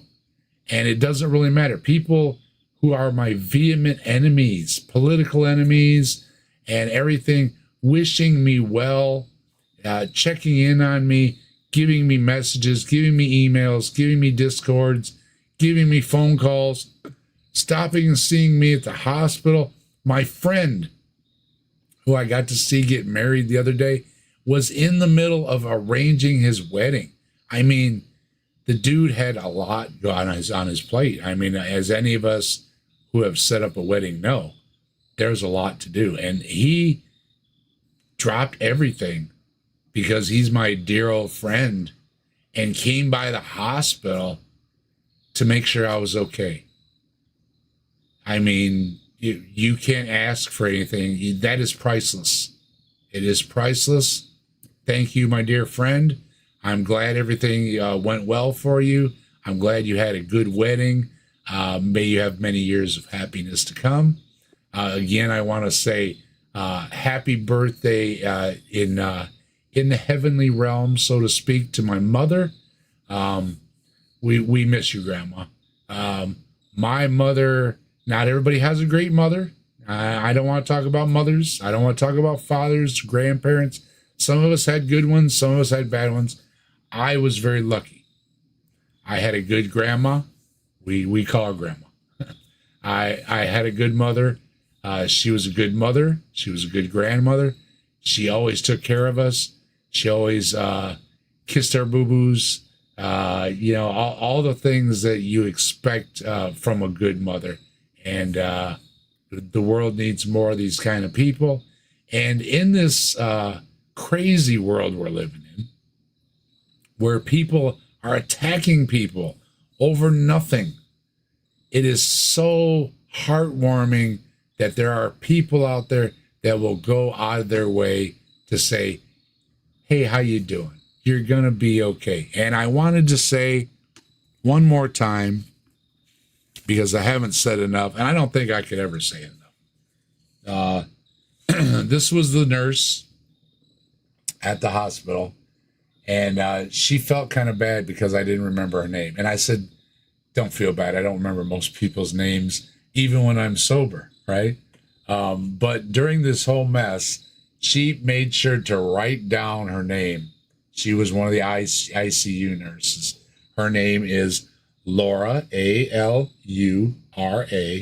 and she is the best ICU nurse. And this goes out to everybody that works in the nursing industry, the doctor's industry, the technician industry, everybody that flies a helicopter, drives an ambulance, bandages our wounds, anything, wipes our butts, cleans up the puke, all the god-awful things in the medical industry so that we can make it through another day.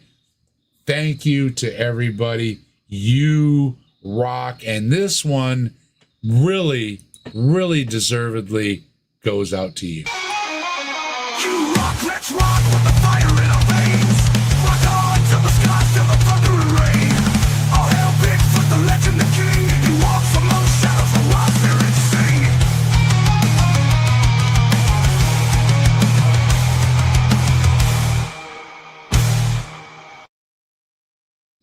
And if you haven't hugged a nurse today, or don't hug a nurse, depending on the PC parameters that you follow, you should or shouldn't, because they deserve it.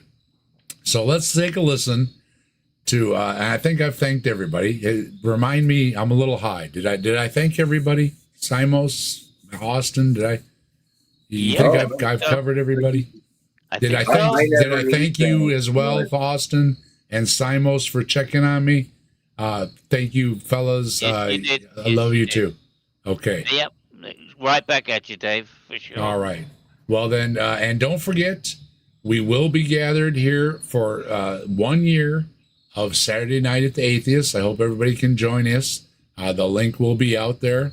The likely suspects will be joining us, I hope, for our 1 year of Saturday Night at the Atheist. And with a little help from science and the doctors and modern medicine, maybe we can have another year of Saturday Night at the Atheist. So don't forget to join us this Saturday.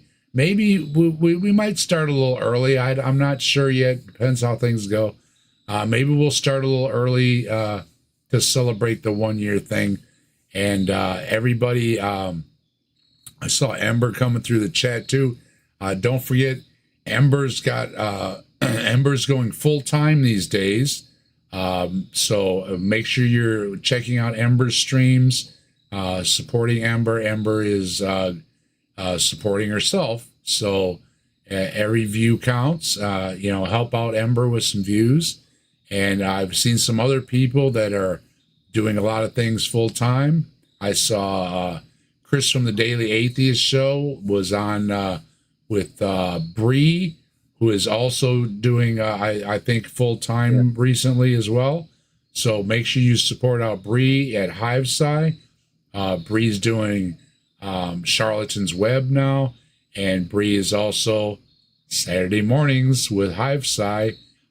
Saturday mornings are not complete unless you start it with HiveSci, and then throughout the day, you can end the day with us over at Saturday Night at the Atheist. So what better way to enjoy your Saturday than to start it with Bree, end it with us, and then going into prime time. There are so many channels on Saturday night. There's too many to name them all, but you know who they are. Make sure you support them too, okay? So let's go to Brian Cox. Let's wrap up the evening. What time is it? Yeah, it's 11 o'clock. I could use a little rest for my noggin. Heal the Dave noggin up. For those of you that don't know, Dave did have his noggin sliced open. Dave is not showing it off though. So for as much as you know, and I don't have my hair back in a ponytail because the doctor doesn't like me pulling my hair back in a ponytail. But the hair is not on the back of my head. You can only see the hair on the front of my head. And Dave is vain.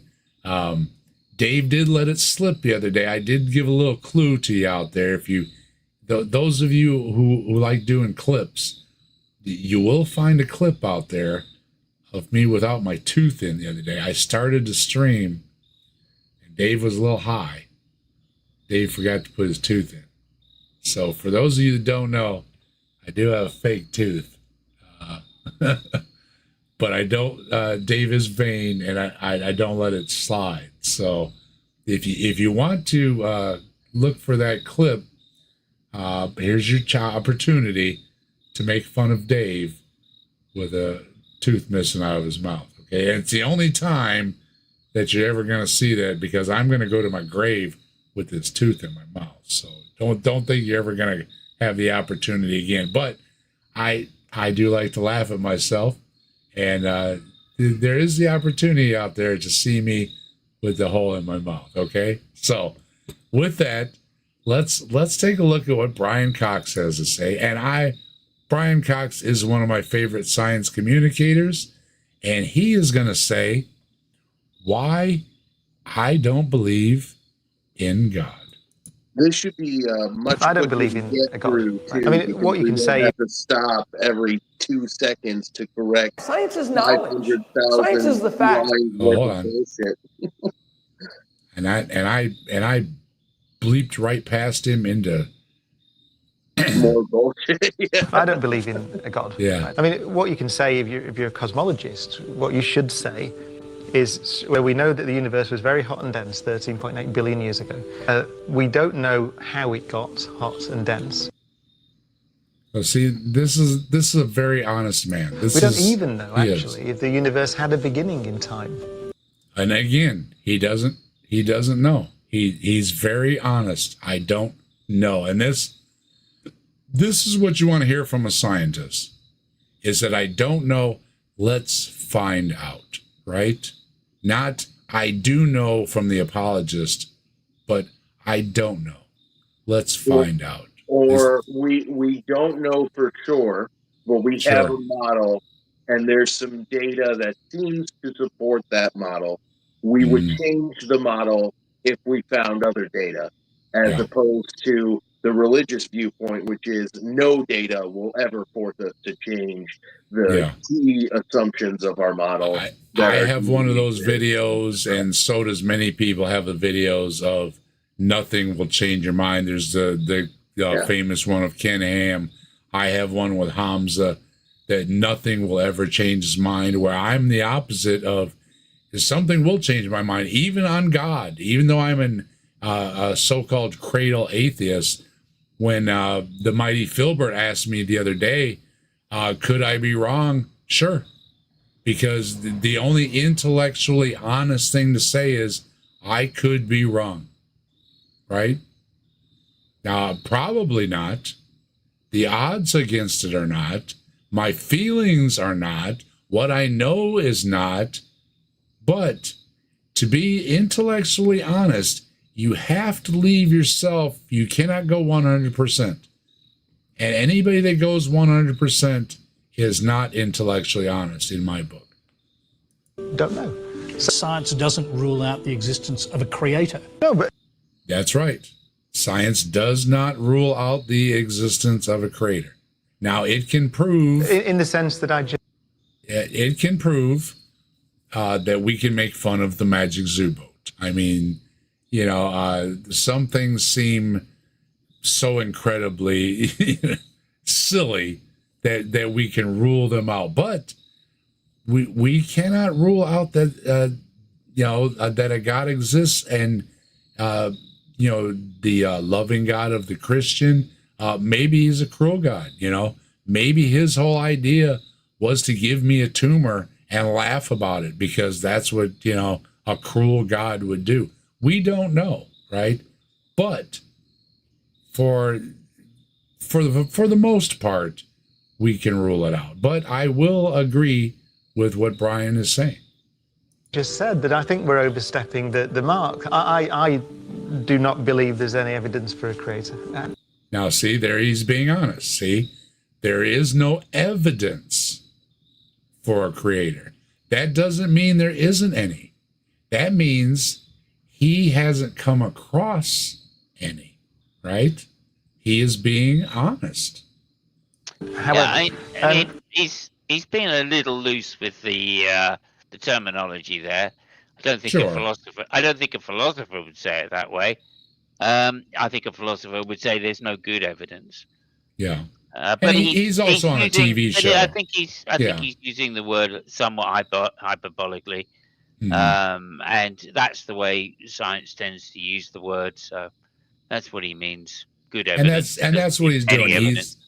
He's a science communicator. He's on a panel with folks that are not scientists. He's not a philosopher. That's the point I'm making. Yeah. And he's not in that room, so to speak. He's in an open room.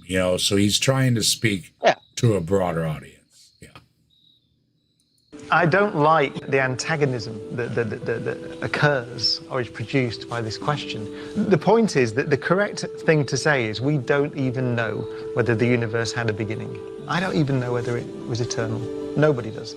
So that was the point I was making. I think we're stepping into an area where we don't really need to be. And that's why I like this guy so much. He's clearly laying it out for the whole audience that he, being one of the smartest people, and he is, I mean, he can be as humble as he wants, but I'm sure all of us would agree Brian is one of the smartest people in the world. And yet he can say, maybe I'm wrong. And that is something to be said for the man. When somebody who can, now granted, he, like I said, he is not in the room right now, but if he was in the room, I mean, this is the guy that, works at the Collider, what Austin said earlier. You see these fantastic images. You see these fantastic experiments they're doing. Brian is the guy. He understands this stuff. He sets up these experiments. He is a genius. He is figuring out the fundamental particles of the universe, the things that hold everything together, the big answers. This is the guy. And yet at the same time, this is the guy that is so humble that he could say, but I don't know. Yeah. You know, funny story. He actually installed some of the magnets in that kilometer ring. mhm. And one of the stories is that he was having lunch one day and someone came by on one of the carts and it's all a bit narrow. And he accidentally dropped his yogurt into one of the magnets. And that meant they had to take the magnets out for that part of the circle and replace them. Which took another 6 months or some shit, Yeah. There you go. So for those of you that now this is a short video. I'm sorry, but for those of you who have not heard Brian Cox give some talks, they are amazing. He can bring things down to the level that you'll understand, and it is appreciated by us lay people when a super genius, and the man is. He is a super genius when he can sit down with regular people, and he is known for doing these types of shows, TV shows, talk shows, where he's talking with normal, everyday people, and he doesn't try to talk down to them. He tries to communicate with them. And I think that is what we need more of in this world, because most of us are not scientists. Even those of us that do these shows where we pretend to know things and stuff, we know very little. We know very little of the universe that these super geniuses know of. Like Simos was just discussing, his life wasn't over because he had to redo 6 months of magnetic experiments. It had to be done. And he rolls with it, and he wouldn't give up his career or end somebody else's because of it. He would roll with it. He would say, oh, well, we got to take care of this if we want to have this thing work out. And he did it. And because of the work he's done, because of the dedication he's put in, we have learned so much, and we are going to learn so much. And thank you for people that do these kind of things for the rest of us. You make such a difference in the world, and the way you can take yourself from on such a high level and bring it down so that the rest of us can understand it that's a gift. It's truly a gift, and not everybody has it. We've seen people. We were talking about, Lawrence Krauss is smart. I wouldn't say Lawrence Krauss is the best communicator. Lawrence Krauss does have an attitude sometimes of he's smarter than you. I've never seen that from Brian. I love Brian, the way he can talk to you, the way he says there's nothing on the quantum level that prevents a tornado. We've all heard a tornado going through a junkyard, creating a 747 and a sandcastle, or a deck of cards, making the house of cards, and any of these examples that it's impossible. And Brian will tell you it's not impossible. And he will explain it to you in a way that you can understand that it really isn't impossible. And that opens your mind to the wonders of science, the magistries of science. And I think what drives him on, and people like him on, is knowing that he could be wrong. There could be a God behind it all. There could be a God designing it all. There could be a God putting these particles all together in a certain way and everything. Now, he doesn't believe it, but he won't dismiss it. And that is the sign of a true, I think, the sign of a true genius. And thank you for being such a genius, Brian. What do you have to say about it? Is he a genius? Yeah, I mean, I think so. For sure. I mean, the amount of work he put into the CERN was quite astonishing, really. A lot of background stuff. And then, obviously, the actual experiments themselves are done by different teams to the people that run CERN. But that the communication that he's gone out and done on CERN and the importance of CERN before it was even built. Brian Cox was in Manchester. He's a professor at Manchester.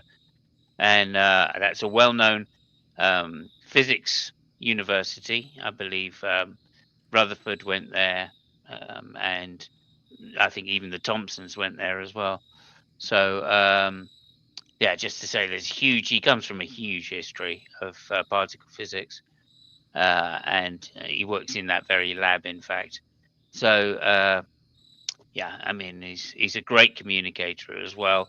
From all ages, he's done O level, which is like 16-year-olds. He's done special lectures for them, and he's done special lectures for intermediates, and he's done advanced lectures as well. And he's had a very colourful life. All right, obviously, famously, he was in the band D-Ream, who had a few #1 hits, and so yeah, and he also knew. I think it was the Genesis keyboard player. He was friends with the Genesis keyboard player when he was quite young. So, yeah, he's got an interesting history as well. Great life, yeah. And I think that's why he's such a good communicator, because he's an interesting person. I put a link to one of his lectures in the chat as well. So thank you very much.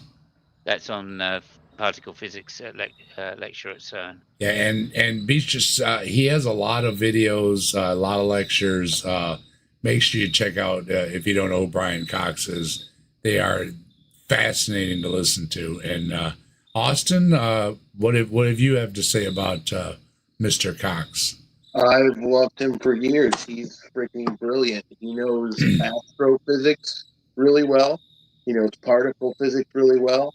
He knows general physics and chemistry and just science really well. His specific area is physics, and he is obviously very gifted at that. And like you said, he's really good at just communicating. He's very articulate. He's good at expressing things in a way that are easy for the most amount of people to latch on to when he wants to, but he can be technical when he needs to as well. Like I've seen some of his more technical lectures too, and he can do both 100%. Yeah, he's absolutely brilliant. We've got Stop the Stupidity dropped another super chat. I would say he's even up there on like the top 10 list of my favorite modern scientists. There's like him, Phil Plait, I really like. There's a lot of great scientists on YouTube that I really like, even like Erica and Dr. Dan and Forrest.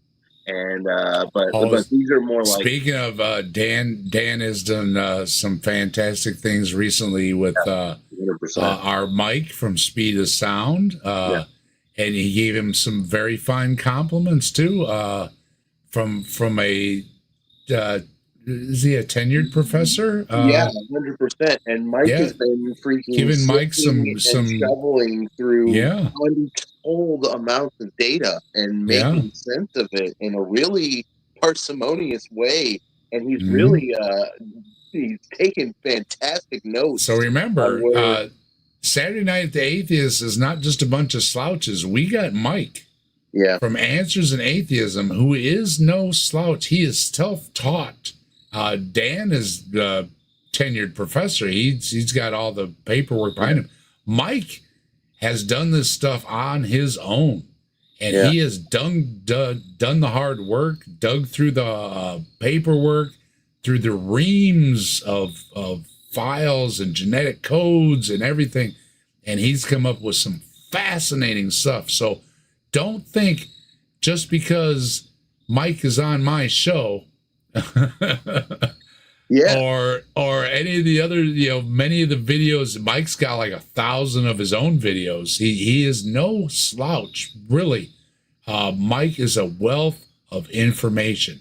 So make sure when you're done with Saturday Night at the Atheist that you go over, and when Mike says, hey, stop by and give me a sub, stop and give Mike a sub, because Mike has years of fantastic videos put out that people haven't seen, that you should really binge some of Mike's stuff and you will learn a lot. He is a wealth of information.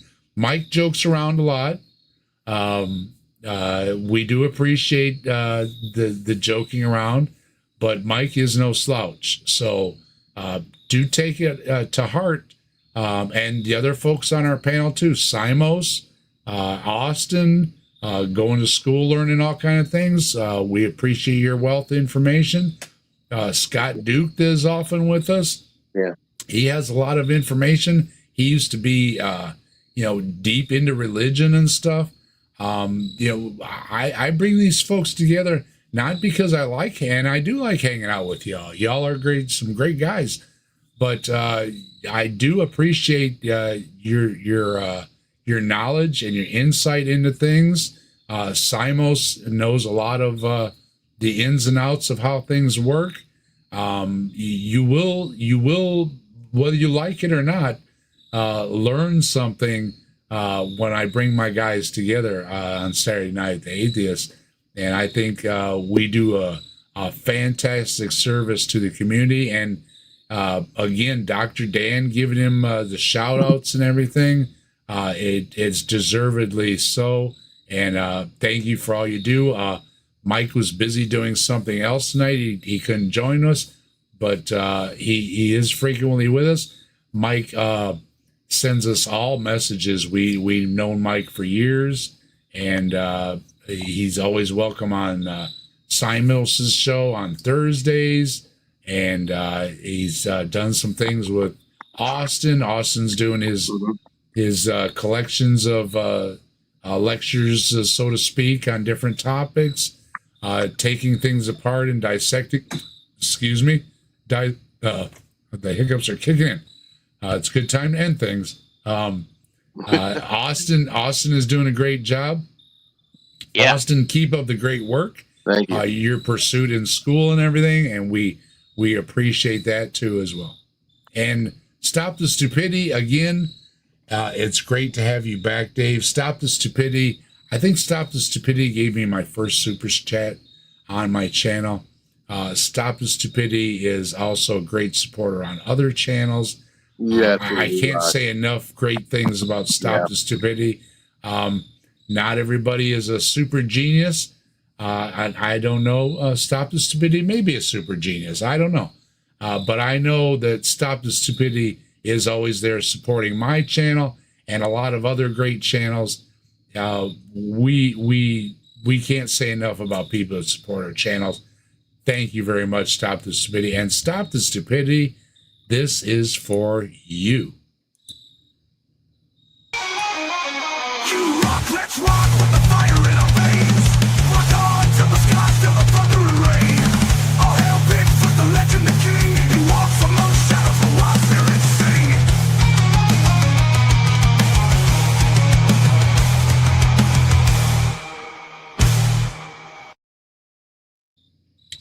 And I wanna throw out, just because I have this, and it's my new favorite meme, because it does apply.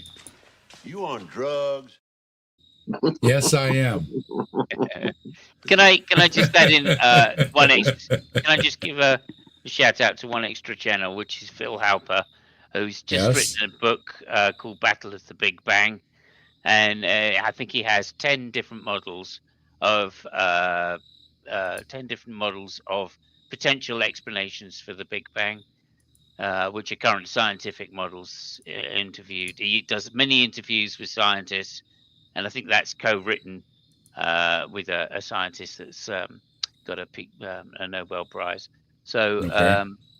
yeah, I would definitely go sub to his channel. He has a lot of interesting stuff which crosses over with the Great Debate community, including that one. A lot of, as I say, 10 different models of the cosmological origins, and so it's very interesting. He does tend to explain things in a very down to earth way, shall we say? I think that's the best way to put it. And yeah, he has a fascinating channel. And don't forget, while I do appreciate subscribers to my channel, and you can subscribe to my channel, you can join my channel as we've gotten a bunch of memberships tonight. Thank you very much for all the members and subscribers to my channel. I'm one of many. There are many great channels. Tilting Windmill is a great moderator too. And Tilting Windmill, thank you for dropping all the links. Make sure you check out Answers in Atheism. If you have nothing better to do, and I know it's not easily said because there's a lot of stuff on YouTube, but if you've got a few extra, I'm telling Mike you said that, Dave. yeah, if you've got a few extra minutes to spare, binge some of Mike's stuff. You're guaranteed to expand your mind because 100%. Mike is a smart whippersnapper. And we also have a link for Gutsip Gibbon. You want to know about different primates and stuff like this. Gutsip Gibbon does a great deep dive. She's a degreed scientist. She knows what she's talking about. We have Dr. Dan. Dr. Dan is a tenured biologist. He's the man. You want to know about biology? Here's the guy to go to. This is the guy that teaches it. People pay him to teach. Now, this is the guy you should listen to, right? Aaron Ra is another really good one, too. Aaron Ra is another one. He has a degree he recently got. He's a taxonomist. Yeah, and don't forget to check out, again, Brian Cox. There's a link from Simos. We've got Sumami dropping in. Hello, Sumami. How are you doing? Good to see you. Hello. And Serbius Hex was also in here as well. Hello, Serbius. Hi, Sydney Raptor. I'm certain he laughs at YEC. He's the kind of guy that will laugh at you, but he will also give you, like we try to do, a reason for laughing. So if he has a reason to laugh at you, he's got good reason to, and you should listen to why. I also wanted to say good evening. Looks like Tori's on her way home. Tori checked on me too. Thank you very much for checking on me, Tori. Appreciated it very much. Am I 100% on that? Absolutely not. And if anybody says they are, they're being dishonest.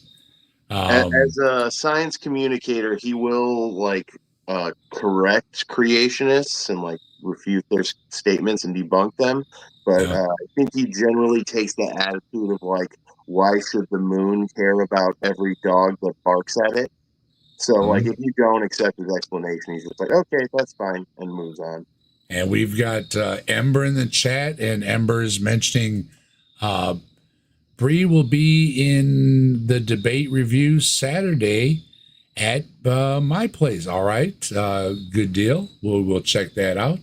Ember and Bree also do the transpositions on Thursdays. So if you want to know about that world, make sure you check out over there. Let's see, we've got Ember tomorrow at 1 is the Scripture Rely Bible. Okay, make sure everybody checks that out. We've got Urban Angst. Hello, good to see you. Just got back from the big city. Glad you're feeling better, Dave. I am happy to be alive. I got some good news from the doctor today. If you haven't heard, check out the beginning of the stream. I got some good news today. It was good to get some good news after getting so much bad news. Make sure you check out, there's Austin Sims' link. Austin is no slouch himself. He's one smart whippersnapper, and he will give you the rundown on things. Skeptic Philosophy's link. Skeptic Philosophy also no slouch. He knows his stuff too. Check out his stuff. Simos is on with us on Saturday night at the Atheist. You'll also find Simos doing his Formula One reviews on his channel on Mondays, I think it is. That's right. And when he does State of the Onions, where we have a group of us tackling various subject matters, on Thursdays in season, he has sort of seasons going on that and seasons of the racing. But make sure you sign. And when Simos isn't doing that, you also might find him doing some gaming as well. So if you're into that, Simos does that too. So you get a little bit of everything. Yeah, just to mention, the Onion is an open panel, and the link usually goes in the chat. So if you want to come by and you interested in the topic, you can always come in and talk to us. And I think that covers everybody. Yes, I am hiccuping. I'm going to be hiccuping even more as soon as I take this pill. So what time is it? It's I'm 5 minutes past. So I better take my pill or Mrs. Desk is going to yell at me. And trust me, I have told Mrs. Desk over and over again, make sure you're yelling at me. Make sure you tell me, shut up, you stupid, you're sick, take your pills, listen to your doctor, and all that kind of stuff, because she should be doing that. And, yes, she better. So don't think I give her any lip. And even if I do, she gives it right back to make sure I'm doing. And, don't forget Grassman Chronicles. I've been promising, I've got it. This was one more thing that just interrupted me. But I want to so badly get back to some of the Grassman Chronicle stories. I've got a couple written out. I've even got one written out with Zach, and one of my dear old friends just brought up another cryptid, so that I might have another cryptid story. So we've got all those coming out too. We want to be back out with those. Let's see, Deacon Verdeman stopping in too. How do lobsters interact with toast? The lobsters love the toast too, Deacon Verdeman. And thank you, Deacon Verdeman. You're a good friend. Appreciate you very much. Deconverted man, the way Wayne understands it is psycho babble, blah, blah, blah. Lobsters are toast somehow, some metaphysical whatnot. The way I understand it, the way lobsters interact with toast is toast is a foodstuff made mostly from a species of Triticum aestivum or wheatgrass, and lobsters are ocean arthropods. So they diverged way back billions of years ago. So that's how they interact. There we go. Poor you, Austin. Poor you, Austin. Actually, it's to do with the opposable thumb that a lobster has. We've also got a Forrest Valkyrie link. Forrest is no slouch himself. Make sure you check out Forrest when he's on. He's great. And Deacon Verdeman giving me a cheer. Dave is the man. And Deacon Verdeman, your friendship going back since the beginning of my channel, helping me out, all you've done, all the collabs we've done together. Deacon Verdeman is one of the folks out there, a dear friend of the channel, and I appreciate your friendship very much. Reaching out to me, as many have done, checking on me and everything. Love you, Deconverted Man. You're the guy. So with that, let me make sure I got everything good here. Yeah, if I can, I think if there's one point you're going to take away from this video, it should be that you learn something here every time you come to this community and you engage with us. So keep coming back and keep learning, and you'll learn more from each video you watch. If you just take one thing away from each video, your base of knowledge will grow immensely over time. And to give you an example and put my money where my mouth is, kangaroos can't hop backwards. Is there anybody in the crowd who didn't already know that kangaroos can't hop backwards? I never thought of that one. Yep. Think about it. How would they do that? They can't. Yeah. Their body isn't physiologically designed to do it. So you learn something. Well, I can't let Deconverted Man go. He's Dave, what is the level of power of toast versus lobster coefficient? Oh no! Even I'm stumped by that. Toast beats Bigfoot. Toast even to do the RPS thing. But nothing beats lobster like rock. Dave has not noticed my messages yet. Well, I'm looking through them right now. Am I not? Wait for it. Okay, I'm waiting for it. I'm holding on. Try one more time. Captive desk. Toast. Thank you very much. Love you, Deconverted Man. Like your post. Okay, we've caught up. Thank you for everybody for stopping by. Thank you for all the love. Thank you for all the super chats. Thank you for all the memberships.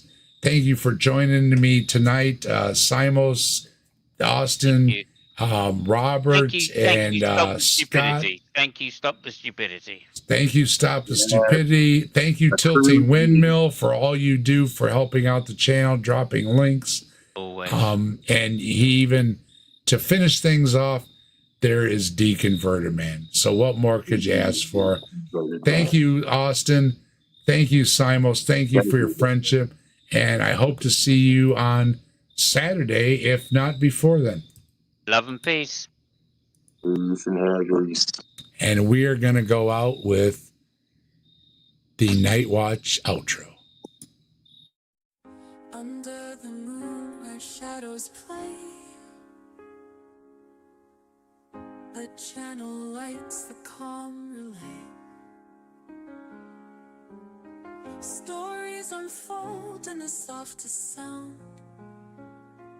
In the night watch, we're tightly bound. A cozy vibe whispers through the stream, like drifting slow inside a dream. Conversations linger late and free. The night watch is the place to be.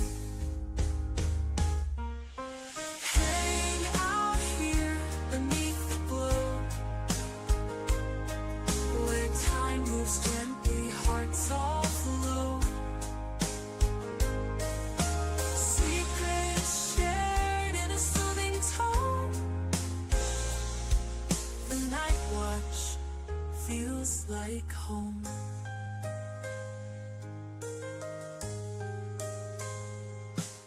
A laugh, a thought, a quiet tale.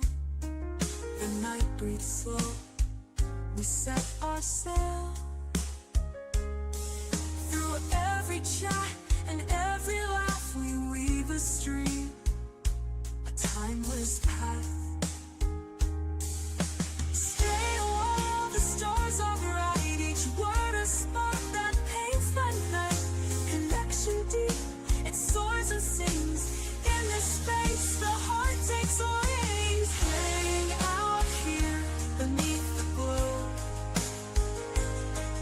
where time moves gently, hearts all flow.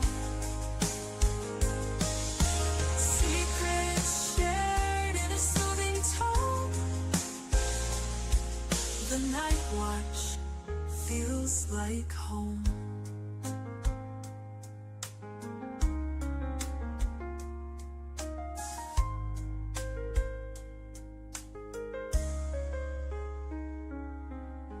Hang out here beneath the glow, where time moves gently, hearts all flow. Secrets shared in a soothing tone. The night watch feels like home.